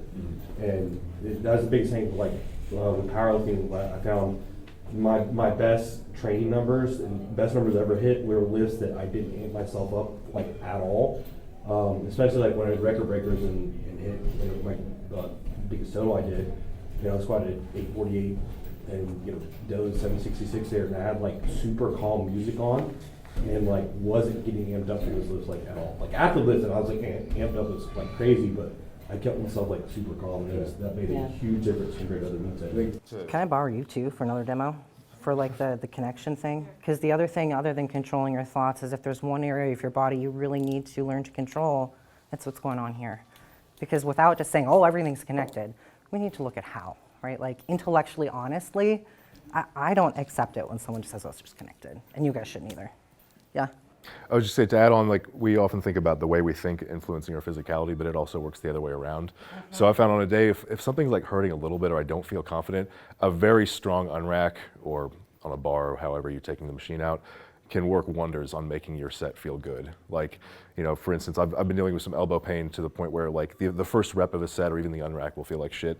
And so my tendency then is to just go slow and easy and try to ease everything out, and it only feels worse and worse. And I'll have a work set and I'll tell myself, all right, it's gonna go how it's gonna go, strong unrack, and it's better than every warm-up prior to it. So things rarely go well if you go into the set thinking about hurting yourself. And I think plenty of people who've really had bad injuries or any injury at all probably tell you that they didn't go into that set thinking it was gonna go great. They probably were already worrying about something, and that will influence how you move.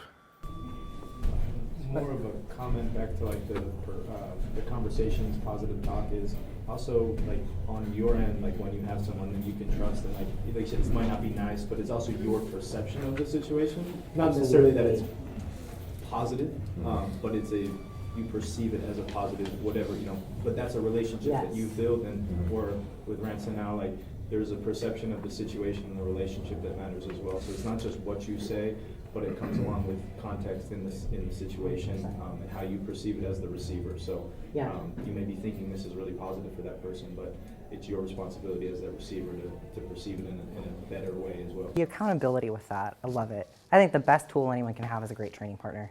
Like, it's not the rehab, it's not, you know, whatever knee sleeves you have or anything else. It's the people you surround yourself with, 100%. Let's see. We could do another demo too, just to kind of connect things, or we can talk a little bit more about some of these other topics. You guys have a preference or bias? You can go ahead and, thank you. You want to talk about the acute versus traumatic topic?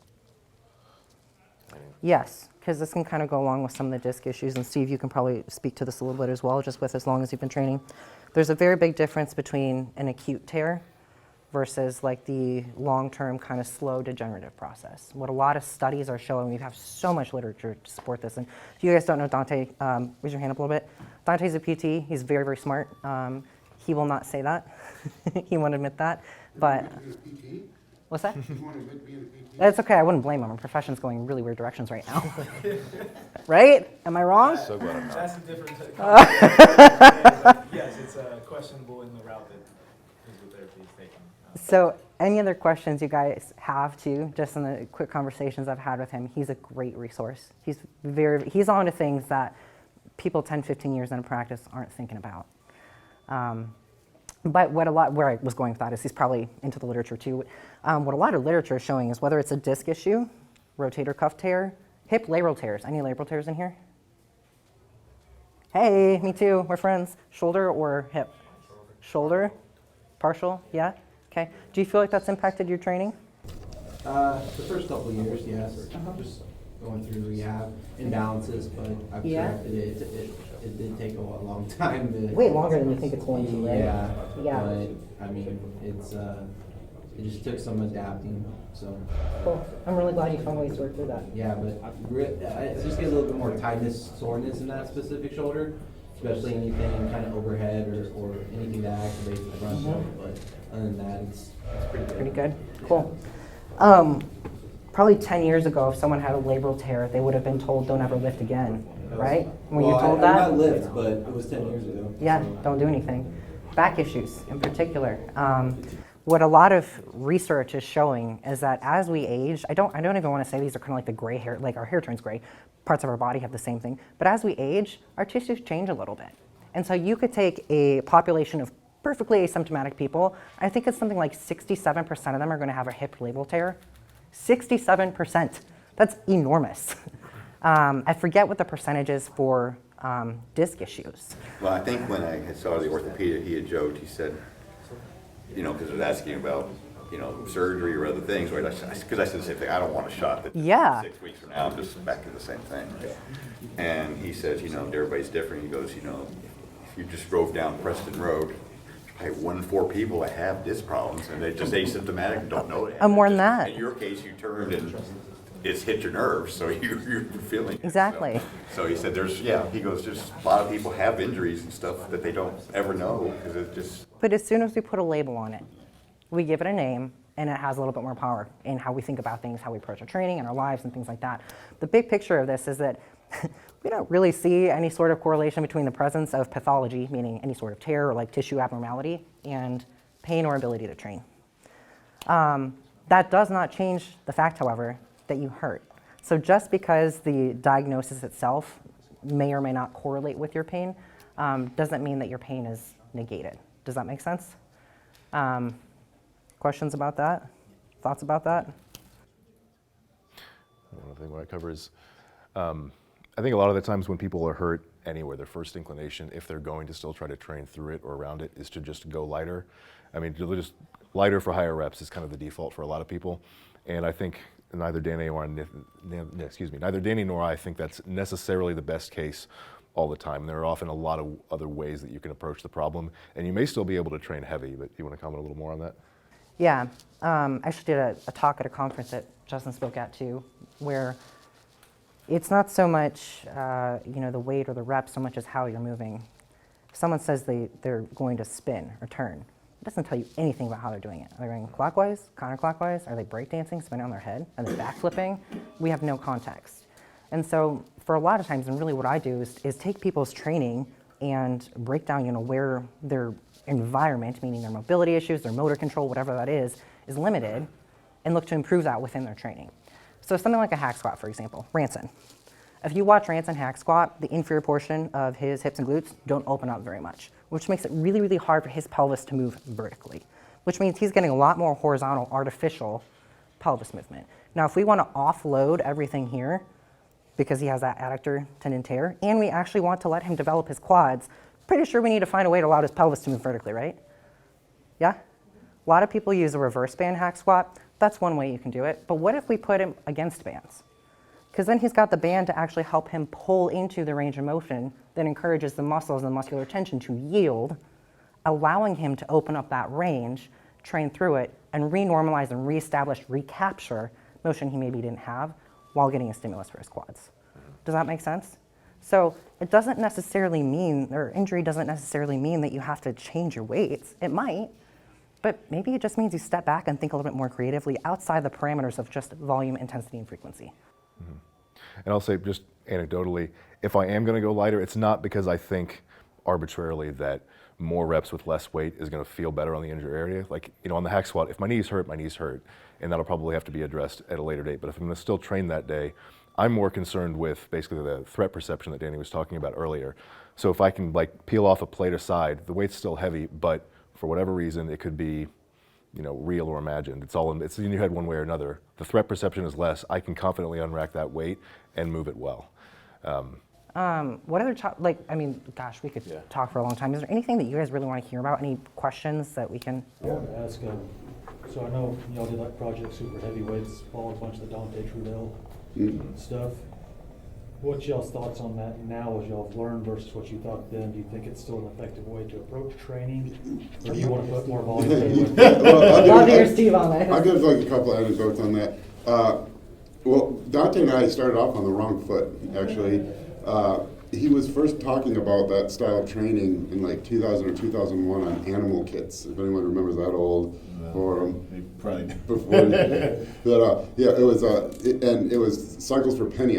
Pennies might have been the thread, but that was the main thread, but I don't remember if this was. Anyways, he was explaining it and people were arguing with him, and I went on and I was like, guys, it's not rocket science. He's saying, eat more and get really strong. And he took it as saying, as me saying, guys, this is dumb, And so he DM'd me all pissed off, and I was like, no, dude, I'm with you. I said, yeah, we don't know that much about hypertrophy. We really don't. We still don't. How it all happens. And we, for just until very recently, we thought delayed onset muscle soreness was really tightly correlated with muscle protein synthesis. Now we don't think it really is much at all. And so, but one thing you can be reasonably sure of is that if you're doing a movement and you change nothing about the movement, and at some future date you're using much more weight with the exact same form for that movement, the tissues causing that contraction probably have grown thicker and stronger, and so that's basically it.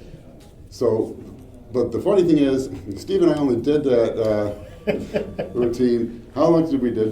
Did we do DC at all? A little bit. It's probably maybe 6 months. We did a blast of it. Part of that was marketing. Was really the hype right then, and we knew it would sell the video. But I think it's a good at its core. I think it's a good routine.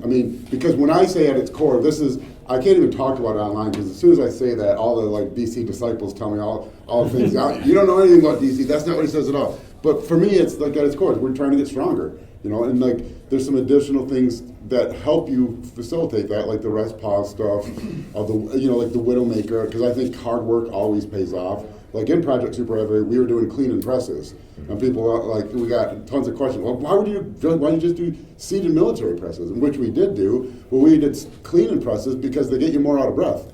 And what gets you out of breath? It means oxygen's getting utilized. What utilizes the oxygen? Muscle. So if the more out of breath you get, the more muscle is being used. So you can run into the issue where if you're spreading that out over a lot of different muscles, maybe the intended muscle isn't getting as much workload. But in general, if it's harder, it's probably doing more. And that's, from my perspective, that's what the DC training does. It forces you to focus on what matters. You're trying to get stronger. Now, I think people take it too far in that Getting stronger on movement does not guarantee that the muscle has grown bigger, you know? Because I can do a high bar squat, feet close together, really slow and controlled, total bodybuilding squat, and I can come back the next week and add 150 pounds to my squat by widening my stance, putting the bar lower on my back, wrapping my knees, wearing different shoes, sitting way back like a powerlifting squat. My quads are getting less activation with that, even though it was stronger.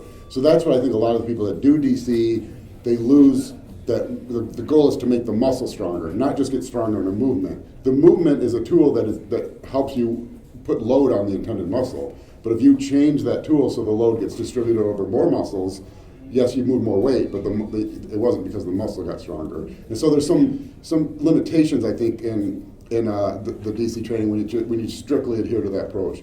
And some of it's with the extremities. So if I'm doing a deadlift, and I deadlifted 495 for 5 last week, whatever, and now I can add a 2.5 to each side, now I'm doing 500, and if I get 5 reps, I technically got stronger. You know, that's a 1% increase in weight. Well, if I'm doing a 25-pound dumbbell curl, you know, what's the next step up? 30-pound dumbbell, you know, that's like a 20% increase in weight. That's like going from 495 on deadlift to 625 on deadlift the next week. You can't make that jump. So there's certain movements in smaller body parts that don't really lend itself to strictly linear progressive overload. Like a dumbbell curl, to jump up 1 5-pound dumbbell means I've added a huge percentage increase in strength. If I could go from a 25 to 26-pound dumbbell, it would be a better thing. But what ends up happening is someone moves up from the 25 to the 30, and the way they get the 30 is it turns into this. Then next week they're doing the 35s, next week's the 40s, and now you're no longer working the muscle. You're moving away through space more, and I think that's where people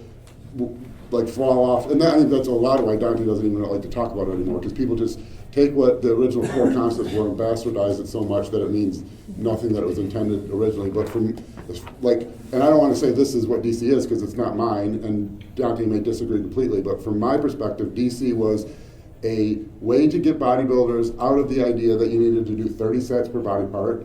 And why does that matter? We don't know how many sets you need, but you can be pretty confident it's less than 30. And you can work this through, like we say first principles all the time. You can work this through and make it logically apply to yourself. If I do 0 sets, if I do 0 sets of bench press and I want a big chest, my chest is not going to grow, right? So if I go and do 1 set of bench press, my chest is going to grow more than if I did 2 sets. Or do 0 sets. If I go back and now if I add a second set, you can reasonably assume that I've added more workload, my rate of growth is going to pick up 3, 4, but it's not very many sets in. But you know, can you guarantee that if you do 7 sets for chest instead of 6, that you're going to grow faster? Already, that's only 6, 7 sets. Already, you're like, well, I mean, maybe I can't guarantee it. You know, so almost all of us are already training in a workload capacity above our cap at muscle protein synthesis, above what we can possibly recover from. Almost all of us. And we can say that because if anyone in this room can say, if I added 1 set to my back workout, my back would grow faster, then you'd already be doing that, you know? So we know that's not the case. And so Dante kind of got people away from that thinking and think, okay, so we're all kind of training in this workload that's probably already more than we could fully recover from. Meaning most of us could pull a couple sets from a workout and we probably would never notice a difference in rate of growth. And in some cases we'd grow faster maybe even.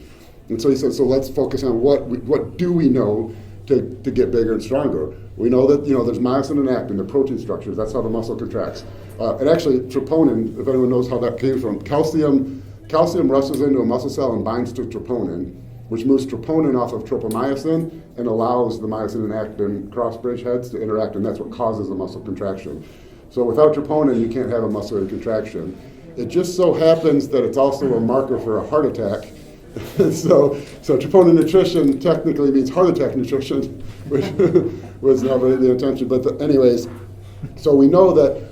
So what do we want to do so if we make those protein structures bigger and stronger, they're going to be able to contract harder. And what triggers a need for that? Probably getting stronger.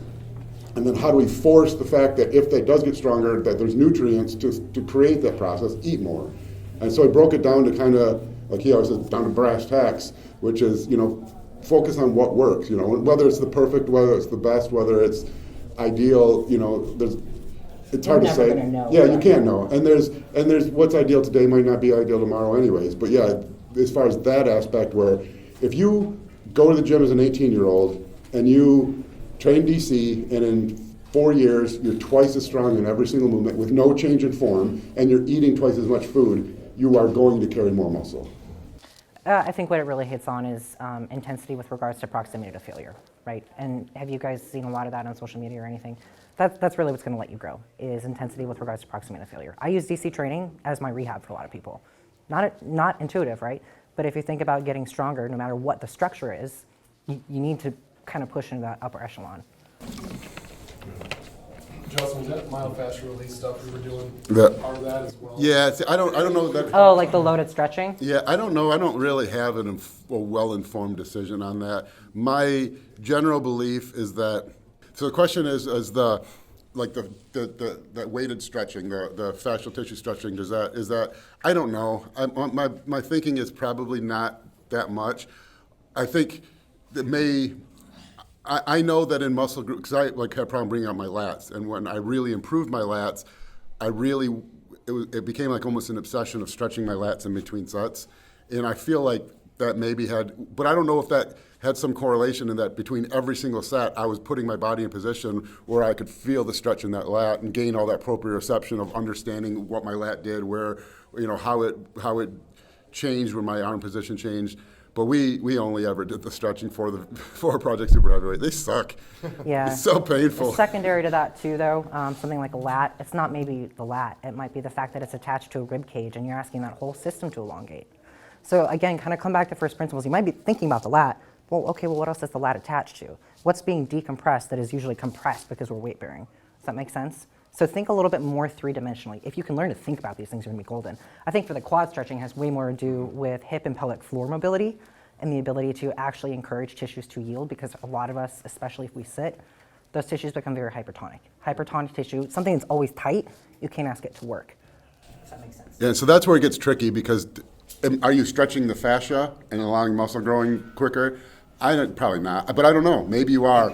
But is there a benefit to stretching? Absolutely. And so, I think what I experience, at least, because as you'll find out later, hips and shoulders are always messed up. But do I get to work on you later? By going, I hope that's when I find out it's not here.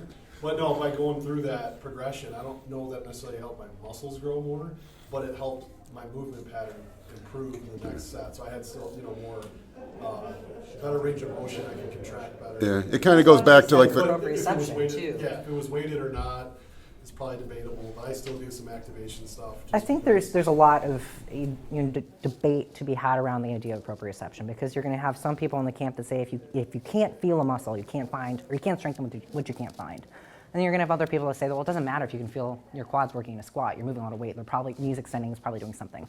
And I think there's a lot of nuance in between those things. I think certain movements you really definitely need to feel. But as a whole, your brain's ability to connect to a muscle to use during a movement. If I walk into a room and there are a billion conversations going on at once, and Dave is talking to someone, I'm going to be able to pick out his voice more than anybody else's because I talk to him routinely.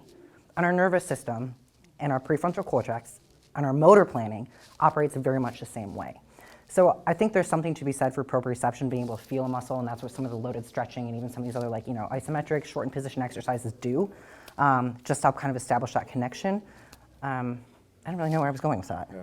Well, I was just going to say, I feel like if anything, it can be more beneficial to the joints involved in working those muscles than the muscles themselves, because the whole fascial stretcher thing, I can kind of buy it, but to say that that's what's working is to say that your fascia not stretching is the limiting factor for muscle growth, which I have a little trouble with believing.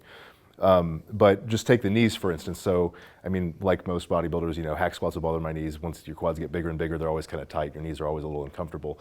So for a while, Danny's been having me do basically the DC quad stretch for a good minute, 2 minutes at the end of a leg workout. And I can definitely feel a difference in how my knees feel if I do that after legs versus when I don't. And it feels even better if I do it a couple times throughout the week. Say, like I'll do HIIT cardio on the Stairmaster as Justin prescribes, and I'll go stretch my quads right after that. I don't think it's growing my quads better directly, but it's making my knees feel better. And then when I go train quads the next time, when my knees are less painful, I can get much better output from the quads. Did you have a question, Dante? I don't mean to step over. No, bring it in. Just in terms of what I've kind of come across. Yeah. What we do is, like, I kind of think of it as gaining access. So, example, yes. throwing the lat or lats are a weak body part, is how do I gain access to the lats? So that kind of comes back to like finding it, but what is attached to it? So do I have GH mobility? Is the shoulder even in the socket? I know a lot of times you said you just get obsessed with stretching, but it's like if I'm laying this out there, am I even sitting the shoulder in the socket? Do I have a position to pull from? Do I have a rib cage that can decompress? That can even move? And that doesn't move at all, because where does the lat come from? And especially in the sport of bodybuilding, like, you lat spread, like, what does that come from? That's not really the lat, that's a rib cage expansion. Yes. The lat just kind of floats out on the outside. So it's about gaining access and moving the joint through all of the access that it has. And we get stuck in positions, especially the shoulder, in this kind of tuck. So can I get into the shoulder? Can I get outside the shoulder? Can I combo that with scapula and rib cage? So for me, it's about access to the system, not so much the stretch of the fascia, where it's like I don't really buy, like, I stretch the fascia and that's what grows, because then vice versa you would say if it doesn't stretch, it doesn't grow. I don't know. I think if you have access to joint and a mobility of a portion of your body that can decompress and then compress, It's biotensegrity at its finest. you have to get length into the muscle. So just how I call it access, whether people use different terminology for that, but if I have access to the upper girdle and the quarter, then I can probably grow a lot much better because I have a position of strength to pull from. So Think about it this way too. Usually if you feel like a muscle's tight, it means it's either actually really long or really short. If mechanical tension and a muscle changing length is the thing that's going to get us bigger, if something's already short, can it shorten more? Not really. If something's already long and you ask it to lengthen more, like your hamstrings, probably not super happy. I love that you brought up the shoulder girdle and making sure you're actually thinking about where's motion coming from. Because one thing that we've looked at with Dave lately is he was on this kick of Dave's always on a kick of super full range of motion, like extreme example. And actually, if you just want to turn sideways, then you can show him kind of in your pull down movement. Come over here. My right, probably. Oh, you're right? Left is limited external, right is limited internal. It's a little narrow, so it's hard to see. Yeah, he's kind of small, isn't he? So go like you're going to do your pull down. And now exaggerate that. Past a certain point, this isn't necessarily coming from where we want it to come from. If he's training his lats, right? Now, if he's getting some elbow pain and he's not lengthening his lat, we can probably make a pretty fair assumption he's trying to recapture some mobility, some rotational mobility that he also doesn't have from his shoulder translating to his elbow. So for a while, he was getting a lot of elbow pain because he was trying so hard to accentuate his lat. So if you're dealing with an injury, one of the biggest, easy, low-hanging fruit pieces of information that you can hinge off of, actually look at your video and stop and think about where the motion's coming from. And if it's not coming from where you want it to, maybe just reduce it a little bit. Again, if he only has arm straight up, so I know he's limited in external rotation, so I already suspect that he's not going to have full range. If I know that's the range he has, why is he going to train a pull down up here? Because the internet told me to. Right, because fitfluencers want to tell you full range of motion even though none of them have a developed back. Make sense? Funny side note, Dave actually had to get a CDL to carry that. That trailer around? Yeah, Tona. So I'm like the opposite. I'm hypermobile. Super loosey-goosey, right? In every freaking joint I have in my body. So much that I get injured a lot because of that. So, I don't know, I know I have to work on stability and stuff. That's the main issue. But Women especially, because our hormones fluctuate, we're going to have way more mobility and stability fluctuations throughout our training.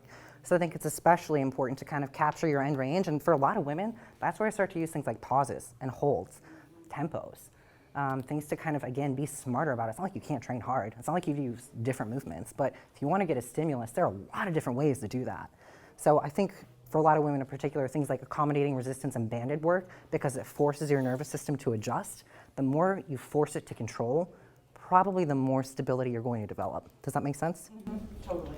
Do we know any of those types of stimulus that creates different types of muscle growth as far as separation, detail, thickness, or is that just too much? I think for someone like Steve, it matters. I think for most of us peasants, it probably doesn't. I think you've got to be pretty damn big for that to ever really manifest visually. But on the other hand, I think people will say that it doesn't matter and then use that as a justification for just not doing certain movements. And I don't like that either. I mean, I think this is something John Meadows used to talk about a lot. Like, you'll see you'll see people who are advising beginner trainees and say, oh, well, you don't need to do isolation movements or single joint movements because you don't really have the mass to really need that. So instead of doing tricep extensions and leg extensions, just do bench presses and squats. And I don't really agree with that either, because there's so many benefits to those exercises other than just this supposed visual change that people talk about. Like, you'll build proprioception, you'll build the actual muscle. I mean, those movements do build muscle. Yeah, but as far as seeing visual changes, I don't know. What's your experience there? Yeah, in regards to like slower eccentrics or statics, does I that? think it's good to change stuff up, periodically. I think your body will adapt to whatever stimulus you're giving it over a certain amount of time. That's why I think Justin and I ended up doing the DC stuff, because we were kind of stuck in the same training rut for quite a while. We're like, let's try something different. Kind of resensitize a little bit. Yeah, and I can say through my career, anytime that I've changed my training style, that was probably the one variable that I was able to see my body change. Because at the end of the day, there's only so much food we can ultimately eat. There's there's only so many, based on how, what your level is that you want to do, but so many PEDs that you can ultimately do. And then the other variable is training. And, genetics is kind of a fixed variable, but, training is something you can also change. And then, to me, anytime I've changed it, I've seen results. And eventually, you hit that ceiling with it, and you got to do something else. I think real quick. I think, and training, I think is like variable in itself, also like an additional variable, because we're not robots. The best food is the best food. It's like meat and rice. Find a way to flavor it so you can eat it. That's there's not much around it. But training is a lot different.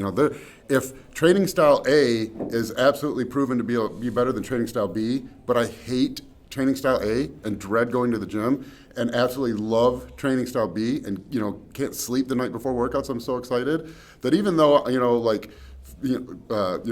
physiologically A is better, for me B is, I'm going to get better results out of B, and I think a lot of that comes with training, with changing things up also, because you get what you put out of it. You get what you put in with lifting, and then training is there's a lot more emotion involved. When we're not robots, and the second you start dreading whatever you're doing, it's not going to be optimal. Yeah, we all kind of got into this because we love training too. I mean, I hate it when people get really reductionist about it and say, oh well, bodybuilding at a high level is really just food and drugs, but like there's only so much you can consume, and that's going to reach a point where like, okay, here's my food, here's my drugs. So the training is the thing that you get to change, and there's a reason why even high level pros, when they do make big improvements, it's usually because they finally change their training. That's a really good point.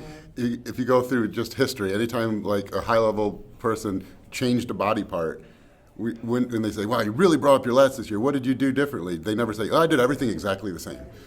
They probably did, obviously. So, and that's half the fun, is like the never ending quest of finding what works best for you also. It's important to note. Go ahead, Greg. Yeah, so I've always enjoyed your stuff because you've been a great balance between common sense and science. And this is just more commentary on a general trend in our industry, but I think with social media, we have this proliferation of like biomechanical training, and it's getting extremely detailed. How do we... Want to know the PT in the house hates this. How do we navigate now on like what's too detailed, and like you're pretty old school in how you train, and yeah, well, how many of the, okay, so what the question was, like the current trend of getting like just Overly intellectual. Yeah, overly intellectual and too anti-bro science. What's funny is so many of the science of today was the bro science of 30 years ago. And so, now it's science, and then there's science, and this half of it used to not be science, but back then it was bro science. So will this other half prove to be correct long term? It's just the scientific method is the best method we have probably to really understand truth. Because, when people, it's funny to listen to people argue on the internet, because when people argue, what they try to do is find anything that agrees with or proves their point. But that's not how you find truth. You find truth by, here's what I believe, can anyone find an error with it? And if anyone finds an error with it, then it's no longer the truth. Finding things that corroborate what you think doesn't mean it's the truth. It just means you found, there's certain things that do seem to point to that. And so the scientific method has to take that long approach, which is really slow.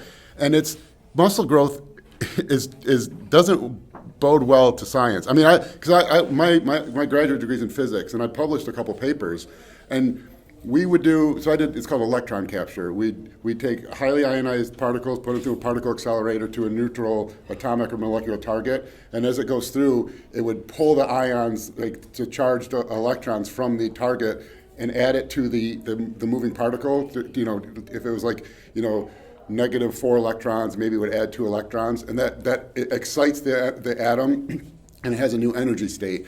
So we would do months of that, thousands and thousands and thousands of runs where there's trillions and trillions of collisions to get to say that the Q value, which is the change in energy, we got 0.04312 EV, where this person got 0.03413 EV.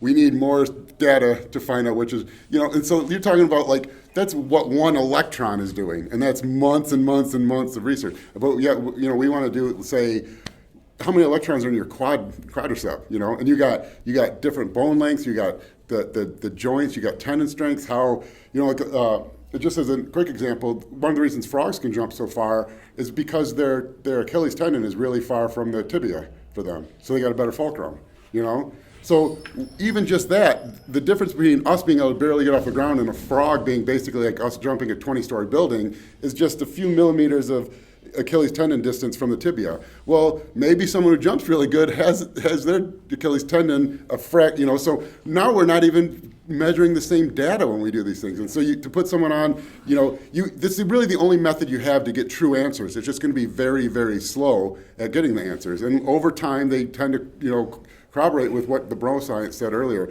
So I mean, I'm not anti-science at all, but I think it's really the wrong move, and if you understand the scientific method, you know how slow of a process it is. It's not good at finding new things. It's good at proving that this can't be the correct thing. And when there's almost an infinite number of things it can't be, but only one thing it can be, the likelihood that they're going to stumble on it, through that method sooner than people who are just trying everything is pretty unlikely, and that's generally what ends up happening. I think at base level, any evidence that comes out should be bare minimum. On a very practical level, especially in the biomechanics where everyone wants to talk about, squat depth and rowing and everything like that. Take a chest supported row, for example. Steve and I can't use the same machine. I mean, we could, but if I got on Instagram or I got on wherever the YouTube, people are getting info these days, and I take his word as gold, is his rowing technique going to look the same for me? Because my shoulders are literally half of him. So I think on a really practical level, yeah, it's great to know that if we want to work the upper back, you're going to have to drive the elbows out. But people are getting so dogmatic in their setups and in their program design and everything else that it's kind of instilled in us this feeling that we're wrong. And chances are, you're probably right. Does that make sense? A good example of that is sarcoplasmic growth.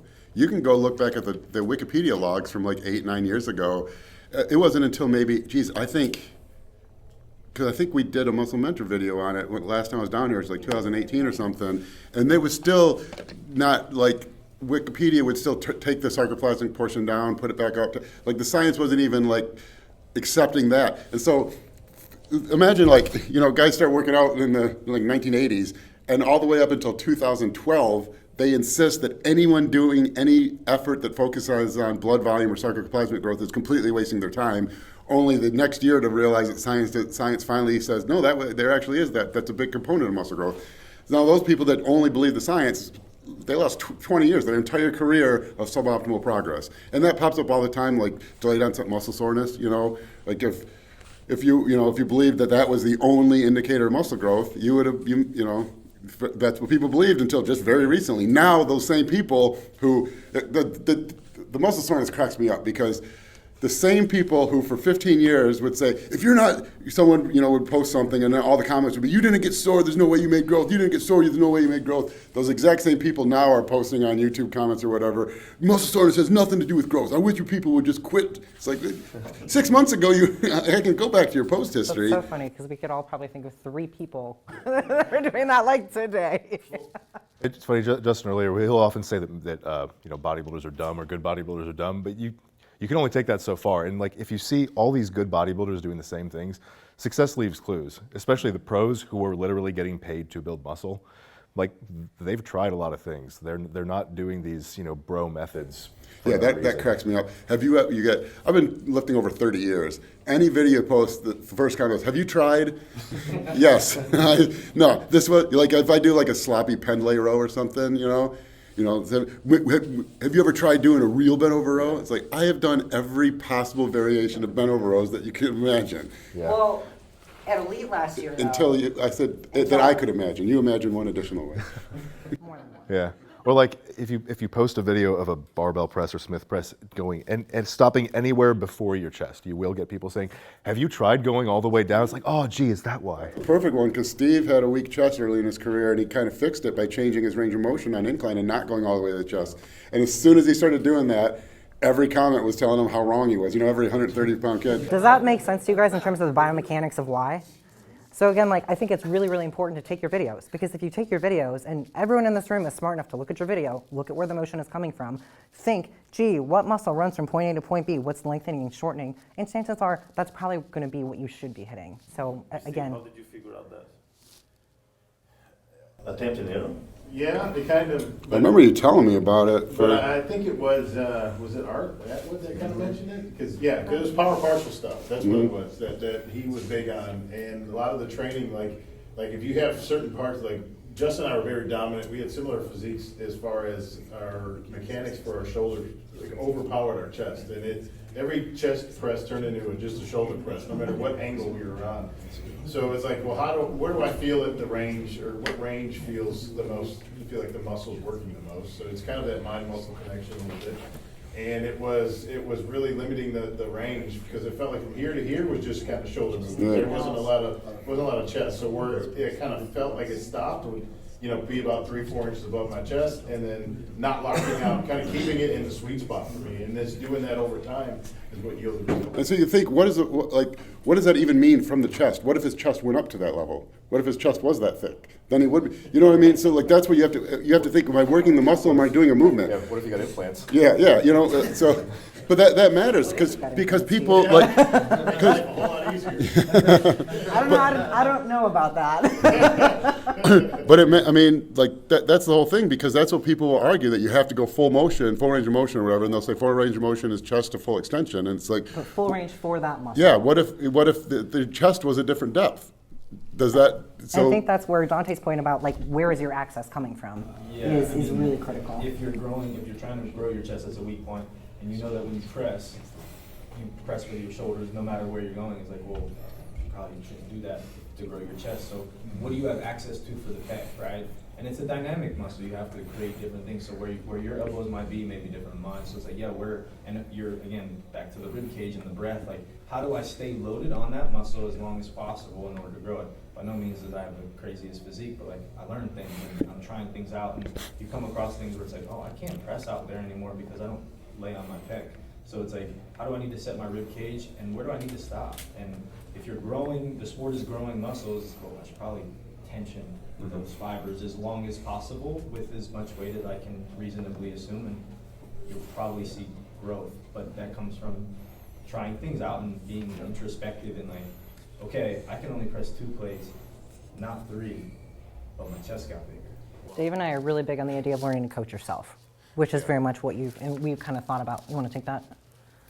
Yeah, I think, Danny and I are both of the opinion that, we coach people, and especially Danny coaches a ton of people, but in the long run, you should probably learn how to really coach yourself. You should be your main authority on what you do in training. Nutrition's probably a little different, especially because there's so much, it's hard to be objective about, but with training, what you feel matters, and you don't want to rely on a coach to make every little change for you, especially if you're working with somebody online. Unless you're showing them every video from multiple angles, they can't really have the in-depth knowledge of what's going on in your body that you will. So that's what Danny and I really try to do, and I think whenever we do coach someone one-on-one, the ultimate intent is for them to say, after say a few months, maybe a year, yeah, I think I can do this on my own. Anything to add? All this hyper coaching online and Instagram, and in my mind it's almost like prep coaches. Yeah. It's the same thing, if I'm getting ready for show, I just need to be shredded 2 weeks out, then I don't have to do much peak week. But now we got gurus to get you through peak week. Is it? No. You think I think a lot of it is just because people buy that, this is the secret sauce that's Well, there's going to some do it, secret. and this guy can sell this training program because he's got the secret thing if you're guzzling down I whatever think a good way the to night think before about show, it you too know? is almost like how specific and how much outside of the bell curve are you as a person. And I'm not going to say that being under or outside the bell curve should lead itself to either working with or not working with a coach, but I think that those are different situations. I tend to work with a lot of people who are outside the bell curve. I tend to work with people who have like multiple layers of injuries and also super strong and don't function like a textbook tells me they should. People don't fit that, probably don't need me. I think for a peak week, someone who's like Steve, like I think bigger guys, and Justin's talked about this, the bigger you are, the more muscular you are, the more error there's probably going to be, the more precise you have to be on a peak week before you're coming in flat, watery. That's almost a decent gauge of whether a coach is probably good or not, is what do they work with all small competitors or a lot of super heavyweight? Yeah. I mean, it is what it is. Women don't, we have similar bone, like my bone mass is bigger than Danny's, but it's not 100 pounds bigger.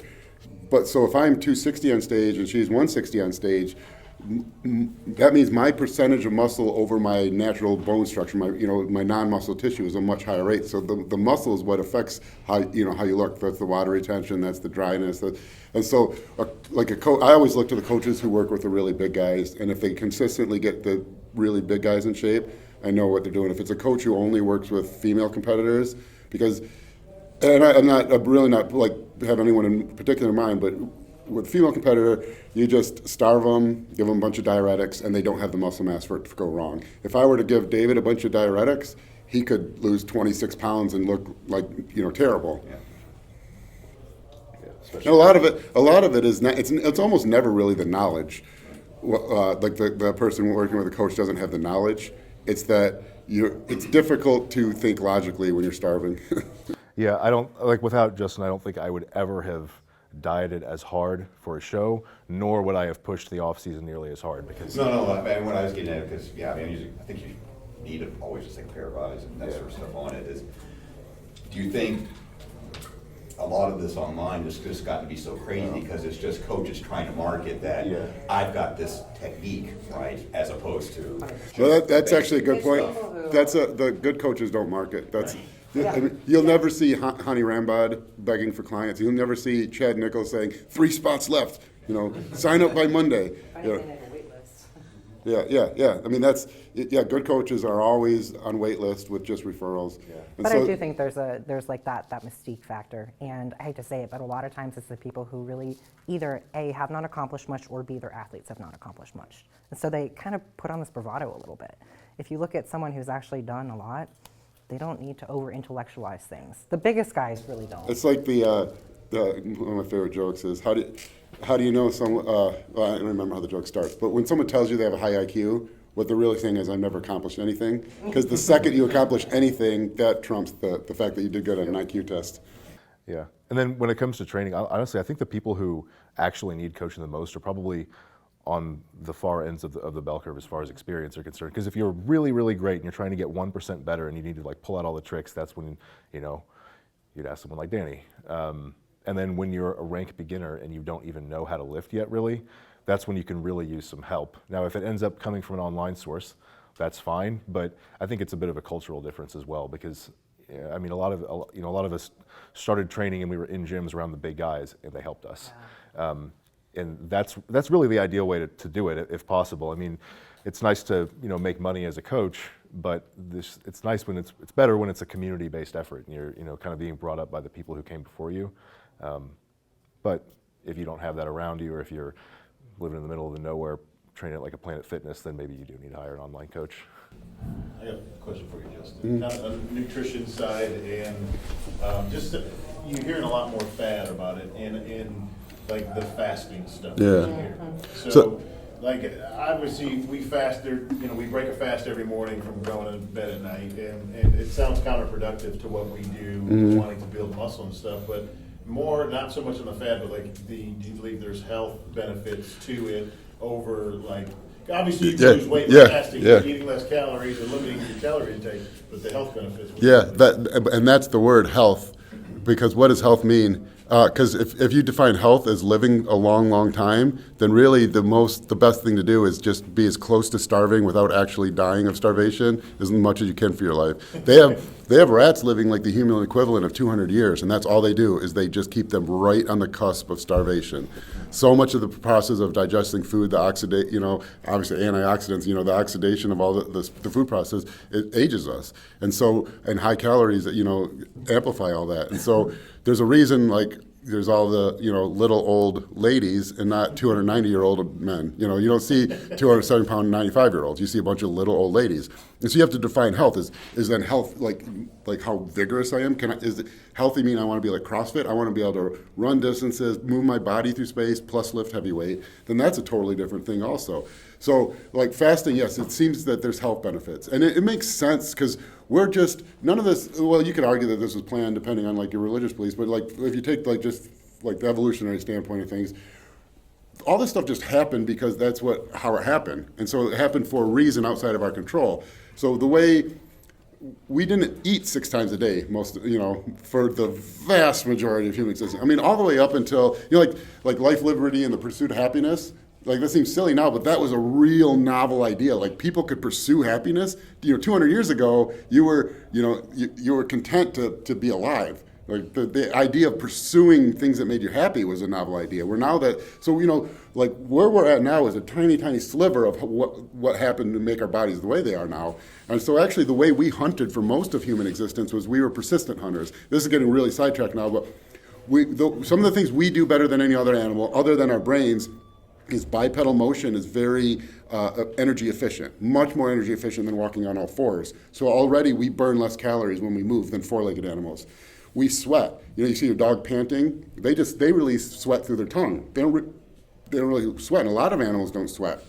We have this whole surface area to release sweat and evaporate heat off. And then what's even more, so our surface area is, like the area of anything is length squared, length times width. So there's like length to the second power, but volume is length cubed. So the bigger your volume is, that generates heat like length cubed, so like 10 to the 10 to the 10 to the 10, or 10 to the 10 times 10 times 10, where you radiate heat like 10 times 10.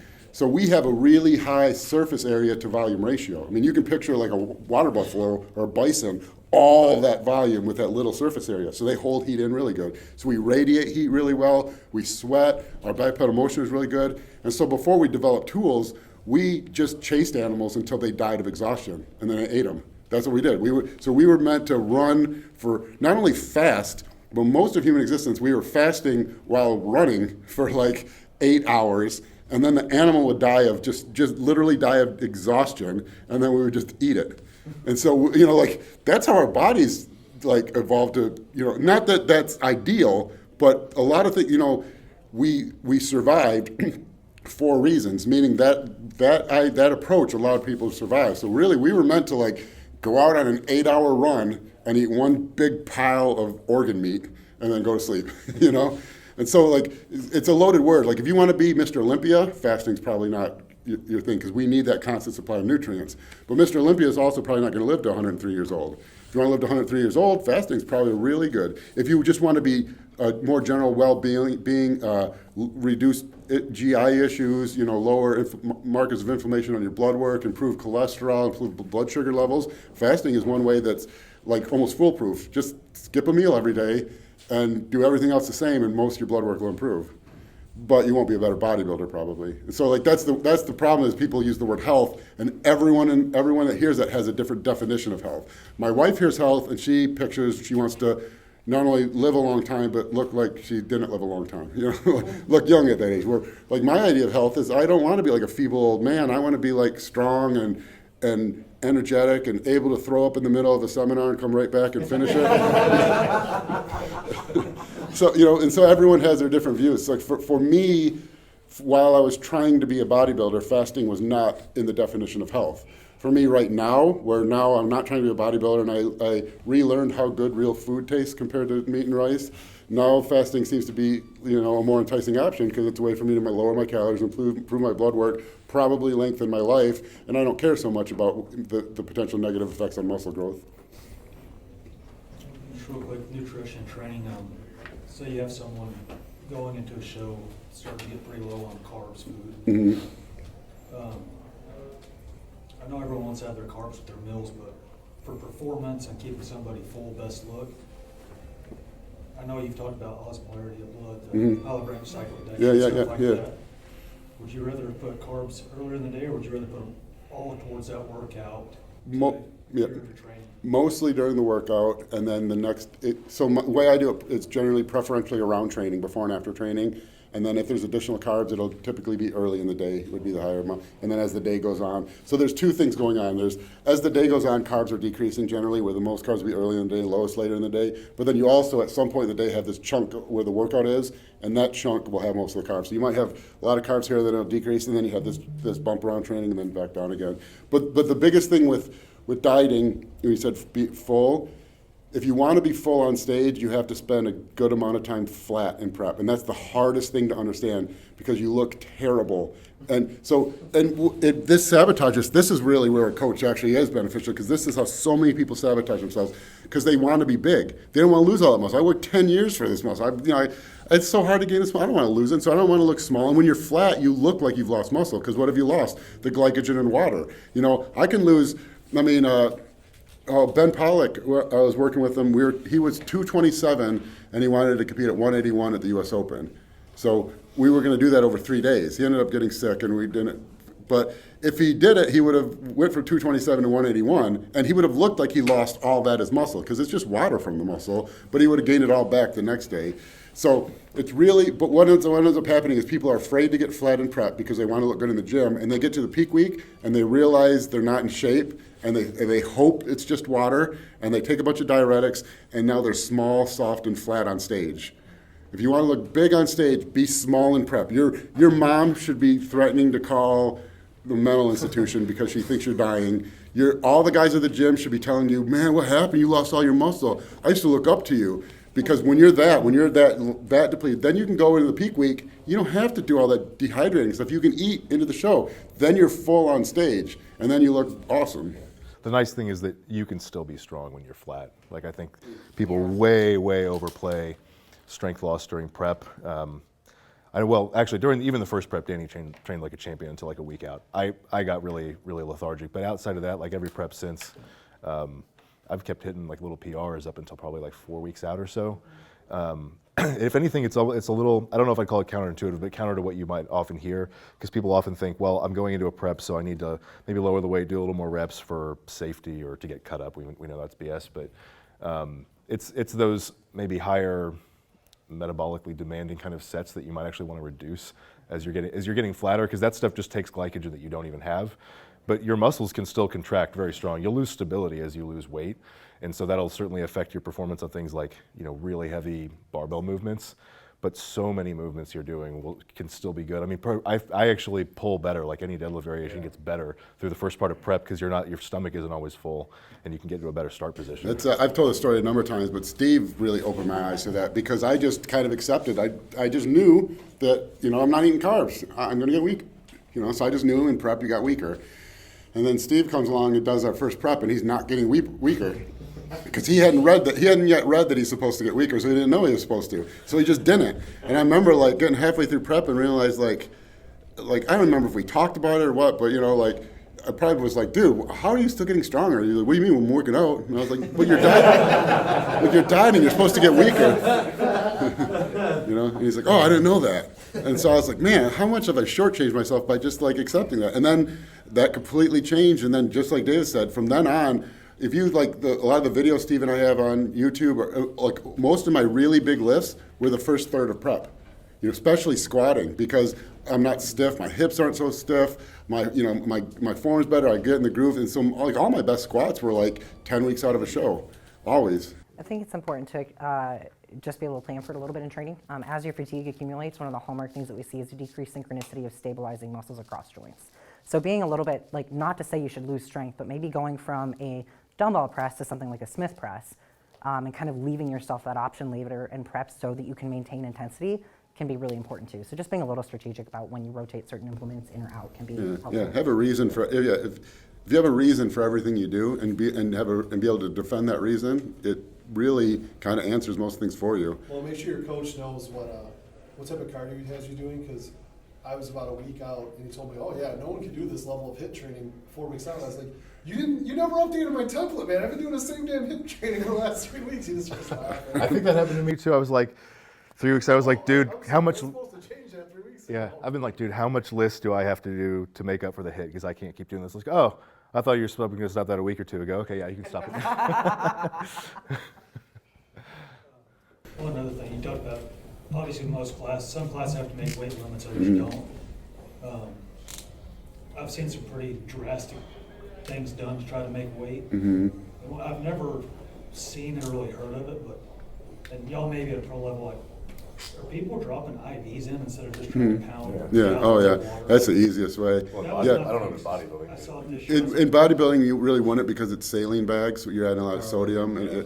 But for powerlifting, bodybuilding and like classic and stuff, that's actually that's pretty tricky. And you can see in Derek Lunsford when he was trying to make 212 how much because what happened because carbing, like filling out and drying out are two like completely different processes. Because filling out means I'm pulling water into the body, drying out means I'm flushing water. So that's one of the dumbest things people do is people try to dry out while they fill out, and it just doesn't work. Yeah, and you can test it.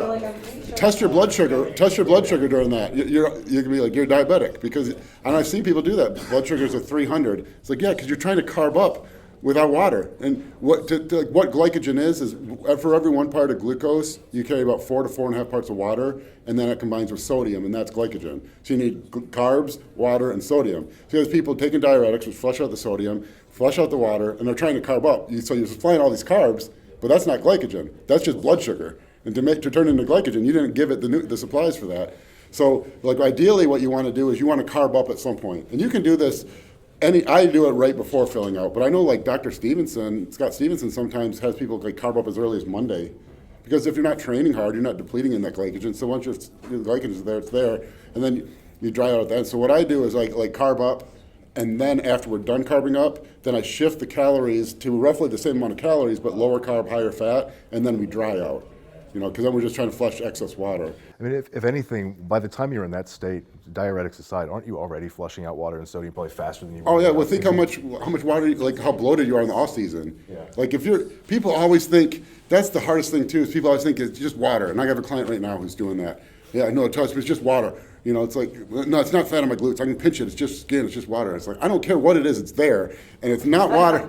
It's not water because how much you are already dehydrated. You've been dieting on low carbs, doing cardio, drinking a ton of water. If you're trying to like change the way you look dramatically the final week, you're just not in shape. And it used to be more easy to convince people that because there used to be the Battle for the Olympia videos, and you could go, or like everyone's seen the Ronnie Coleman Unbelievable. He's 5.5 weeks out. The dude could step on stage and win the Olympia any one of those workouts, and he still had over a month of dieting left. And so, but guys will be soft with a gut at 3 days out and think like, oh, once I pull this water, it's like, well, look, you see what pros look like 2 weeks out. They look the same as they do on stage, just a tiny refinement.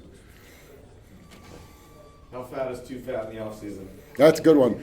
And I hate to give a number. How fat is too fat in the off season? This is like really important, I think, because this is what holds the majority of young men back from making their gains. And it's much leaner than most people probably are. It's really, the male body is most anabolic and about 8 to 12% body fat. And I hate to say that because this is from studies when all they did was caliper testing, and typically only upper body caliper testing, like 6 or 8 point. So that 12% could be 19% on an in-body, could be a 14 or 16% on hydrostatic weighing, or however different way you do it. And the only way you can really know the body fat is you just do a full dissection and cut all the fat off someone's body and then weigh it. You can't know. So when I say 8 to 12%, I'm saying like at 12% you have faint lines of your abs. You like your mom thinks you're still ripped, but anyone who knows what ripped is knows you're not ripped. But like that, whatever range that is, and the reason why is because, and this is probably a very major player in the lowered male testosterone levels of modern days compared to previous days. The male body it has the highest level of testosterone in the 8 to 12% body fat range. And we talked about that a little bit earlier. Above 12%, you start producing less testosterone, and on top of that, your aromatization levels increase. So the testosterone you do produce is more likely to be converted to estrogen. And so these guys, like these perma bulkers, and it's easy to convince yourself that's the way to go, because you're basically wearing a squat suit and knee sleeves and elbow sleeves everywhere you go. If I'm bloated and watery and I'm doing bench, I got all this mass here, all this water here. I'm basically wearing a bench shirt. I'm strong as hell on bench because I'm gaining muscle, because I've got all this compression around my joints, all this fat and water around all my joints. And so it's easy to convince yourself that.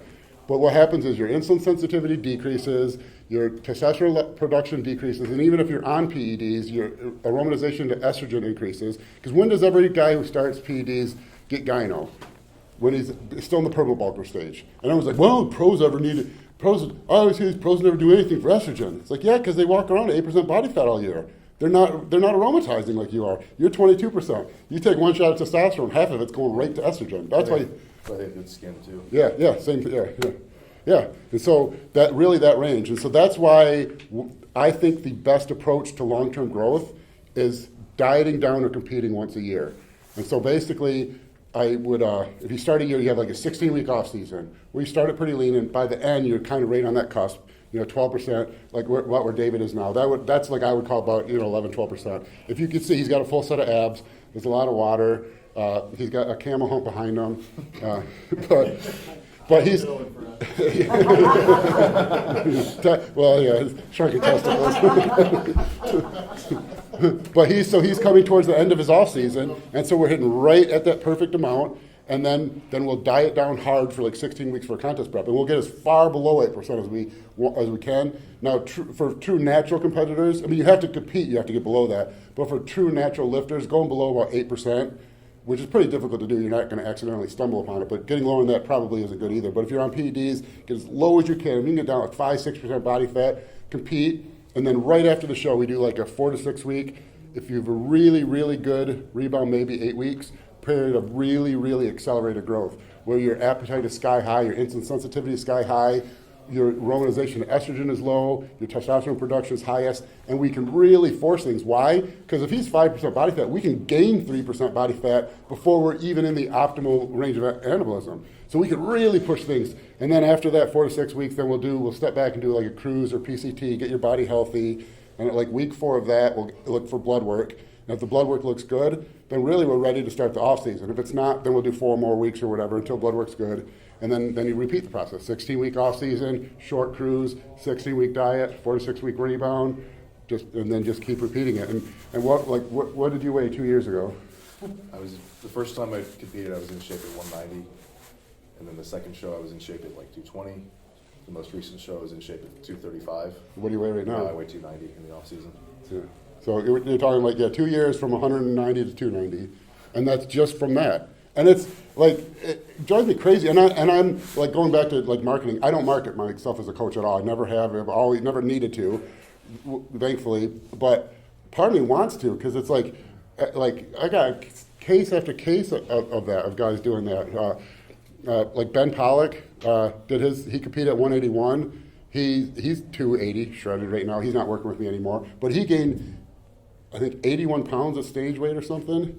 Now this is artificial because he was an extremely over-dieted 181. But that's what you want, because we had like no limitation. It was like, how much food can you shove in your face and actually keep it down? And that's what we're going to do. And there's like a post on my Instagram, like a 10-week change where he gained like 80 pounds in 10 weeks, and he was not fat still. But that's people don't do that. And then what's even crazier about that is that's a healthier approach. Because that rebound, when you're making the optimal growth, we're only using about 60% of your off-season PEDs. You don't need much. So these guys are growing this rate and using less. Because the standard is, well, I did this long contest diet, I'm really unhealthy, I need to take a big break. So they take a break of PEDs, and then they start their off-season pudgy. And so what do they do now? They can't just use simple stuff like test and DECA, because they're already pudgy. So then they're like, I'm already fat, I got to lean out a little bit, let me add some trenin. So they use super harsh cycles. The growth rate's slower, they're less healthy. Where like what we do with Dave, like I don't want to say what Dave does, but what I do with my clients is no orals ever in the off season, 2 compounds, that's it. Test and whatever anabolic you prefer. I prefer Primobolan. Apparently I say that wrong because every time it's on the internet, well, I'm not going to trust this guy. He doesn't even know how to say however you say Primobolan. But I like that because it's super mild and people sleep on it. But it's highly anabolic. You can take the dose really high, 0 risk for estrogen side effects.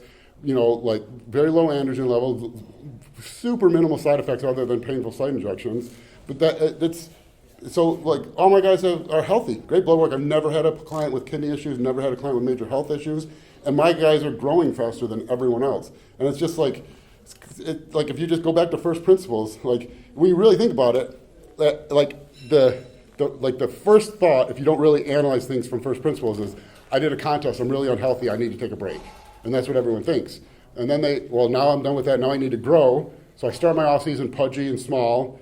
I need to fix all that. The only way to fix that is harsh compounds, and then they get really unhealthy again. My guys we do the contest, and the contest stuff isn't healthy, but they spent the 9 months before that not doing a single oral, no harsh compounds, no trend, no any oral, nothing harsh. So they start the contest prep with perfect blood work. It's not good by the end, but then we gained like 60 to 75% of the total off-season growth for the entire year in those 4 weeks, and then we clean out.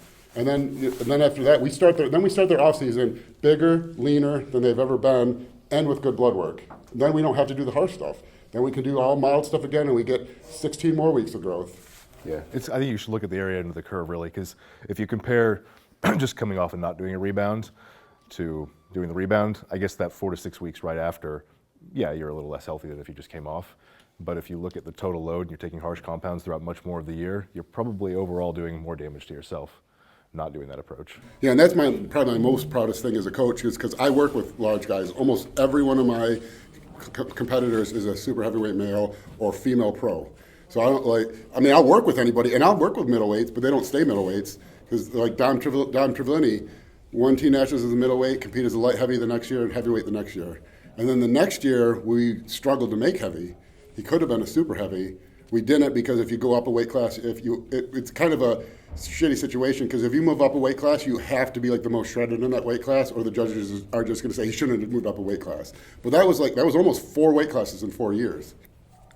And when before he came to me, his blood, I don't want to say what his blood work, it wasn't good. When he stopped working with me, good across the board. I've never had a single kidney issue, never had a single health scare, major health issue, no heart issues, despite working almost exclusively with the largest competitors. You recently started doing all your own blood work. You can send it in to y'all, right? Yeah, and actually you can get it through Merrick Health. Awesome, I have a partnership with them. If you go to Troponin Nutrition, it says blood tests, blood work and test, whatever, blood labs and blood work panels, whatever I called it. And there you go there, and they'll take you to, there's 2 options. There's like your basic checkup, and then there's where they asked me if you wanted to know every single thing you could about a client's health, what would you test? And that's the second one. And you can get 2 options. And if you use the code Troponin, you get a discounted rate. And so it's everything it tests everything that bodybuilders need to worry about. And I'm not just saying like we don't just test kidney function. We test standard kidney function and get an EGFR based on creatinine and BUN and stuff. And then we get another one with cystatin. We compare those. We do all the cholesterol, not just low density lipoprotein, high density lipoprotein. We have like the small particle, like I don't even remember what all of them are anymore. we test everything, and it'll give you and then you can work with a Merrick Health specialist, and it's someone who specializes in this, not like your GP who's just going to see anything wrong and tell you, well, the answer to this is to stop working out or stop taking PEDs. They'll say, here, we need to fix this. You don't have, and that's the really frustrating thing is, so many people have killed their health because they don't want to get blood work because they're afraid they're going to have to stop doing what they're doing. No, you don't have to. If you catch it early, you get to keep doing what you're doing. And if you work with someone who knows what they're doing, they're going to tell you how to keep healthy. I have 4 kids.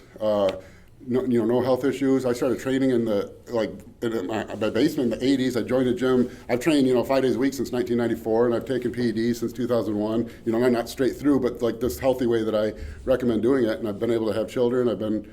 No health issues. My testicles are amazing. But like you said, you have to sometimes work with doctors that know some of the stuff. Yeah. When I first started lifting, GFR number, oh my God, you're stage 3 kidney failure, whatever, right? And finally with the kidney doctors and screening and that sort of stuff, I'm like, you just lift weights a lot. Same. That's fine. Yeah. And finally, because it's been 10 years, so I just went through the cycle again because the regular doctor goes, well, your GFR. And I said, I know, okay, I want to do the alternate test. Yep.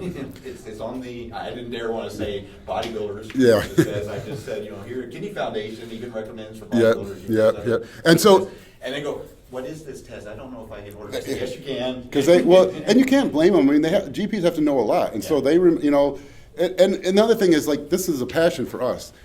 If they're a GP, they just went to school. Their parents probably pushed them. It's a job for them. It is. So they care about as much as anyone cares about their job that makes them money. It's not their passion. If it was their passion, they'd be a specialist or something. There's nothing against that. We all have gone to work at places that wasn't our passion.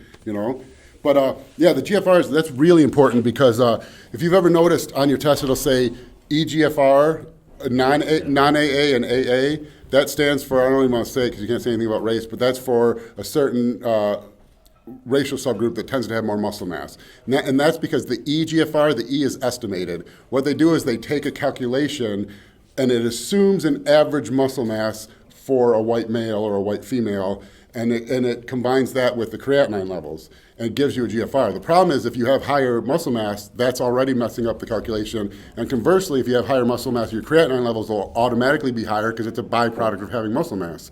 And so you get really skewed levels. And so this, for anyone, if you ever get a bad GFR or a bad kidney test and you get that moment of panic, don't.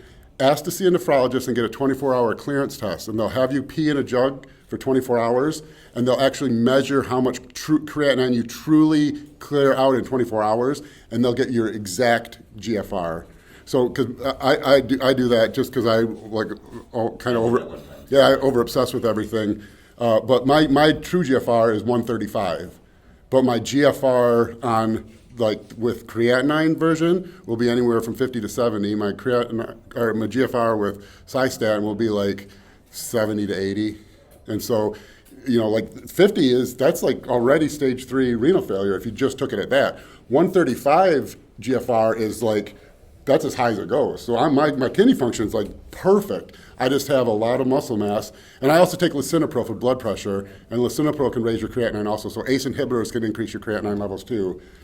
So for me, they might say 1.2 is the high end of the highest you can go for be normal for creatinine. But given my muscle mass and the fact I'm on lisinopril, me even being at 1.5 would probably be like a 1.1. So if I'm 1.3, I'm technically high, but it's probably less than my wife when she's 0.9.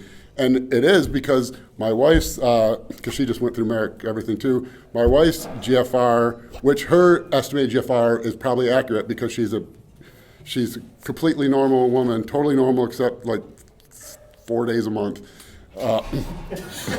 But she's completely normal. So, but her GFR measures out 115, 118. My true GFR is actually better than hers. But if you just take the one measure that doctors will give that pays no attention to whether you're a bodybuilder or not, it'll look like my kidney function is way worse than hers. All right. Well, that was good. Thanks for all the questions. I'll be around if you guys have more questions. I know some people are training. Hey guys, energy's really high here, probably higher than it was when we came in, right? Because we just got out of this amazing seminar, packed with people, tons of great questions and content. I'm Joe Miller with First Detachment, our founder Justin Harris with First Detachment. We also had some special guests with David and Dani LaMartina from Team Troponin. We're here helping out. Steve Kuclo, IFBB Pro Bodybuilder, helping out. So, what was your takeaway from all the energy and the questions and just kind of how long we went? Oh, it was great. I mean, we went 45 minutes over. We had a packed house, standing room only, some of the people sitting on the floor. Typically, these last a long time. We got 4 hours in. You'd think, things would start dying down, but the questions kept coming. Finally, I had to cut everyone off, 45 minutes over. It was great. Yeah, and I think that's one of the things that at our Heartbeat at First Detachment, we talk about being all in, and so we're all in for our viewers, our followers. So be sure to give us a follow at firstdetachment.com or our YouTube channel at First Detachment. We're going to keep producing a lot of educational content just to help you get to your goals. As we like to say, our products are battle tested, and we want to help you kind of fight the battle every day. So we'll see you guys out there on the battlefield. Take care. This episode is brought to you by First Detachment. First Detachment is an expert formulated supplement company founded by renowned coach Justin Harris. We've combined science with real-world experience in each product. We are battle tested. Are you? Find your battle today at firstdetachment.com.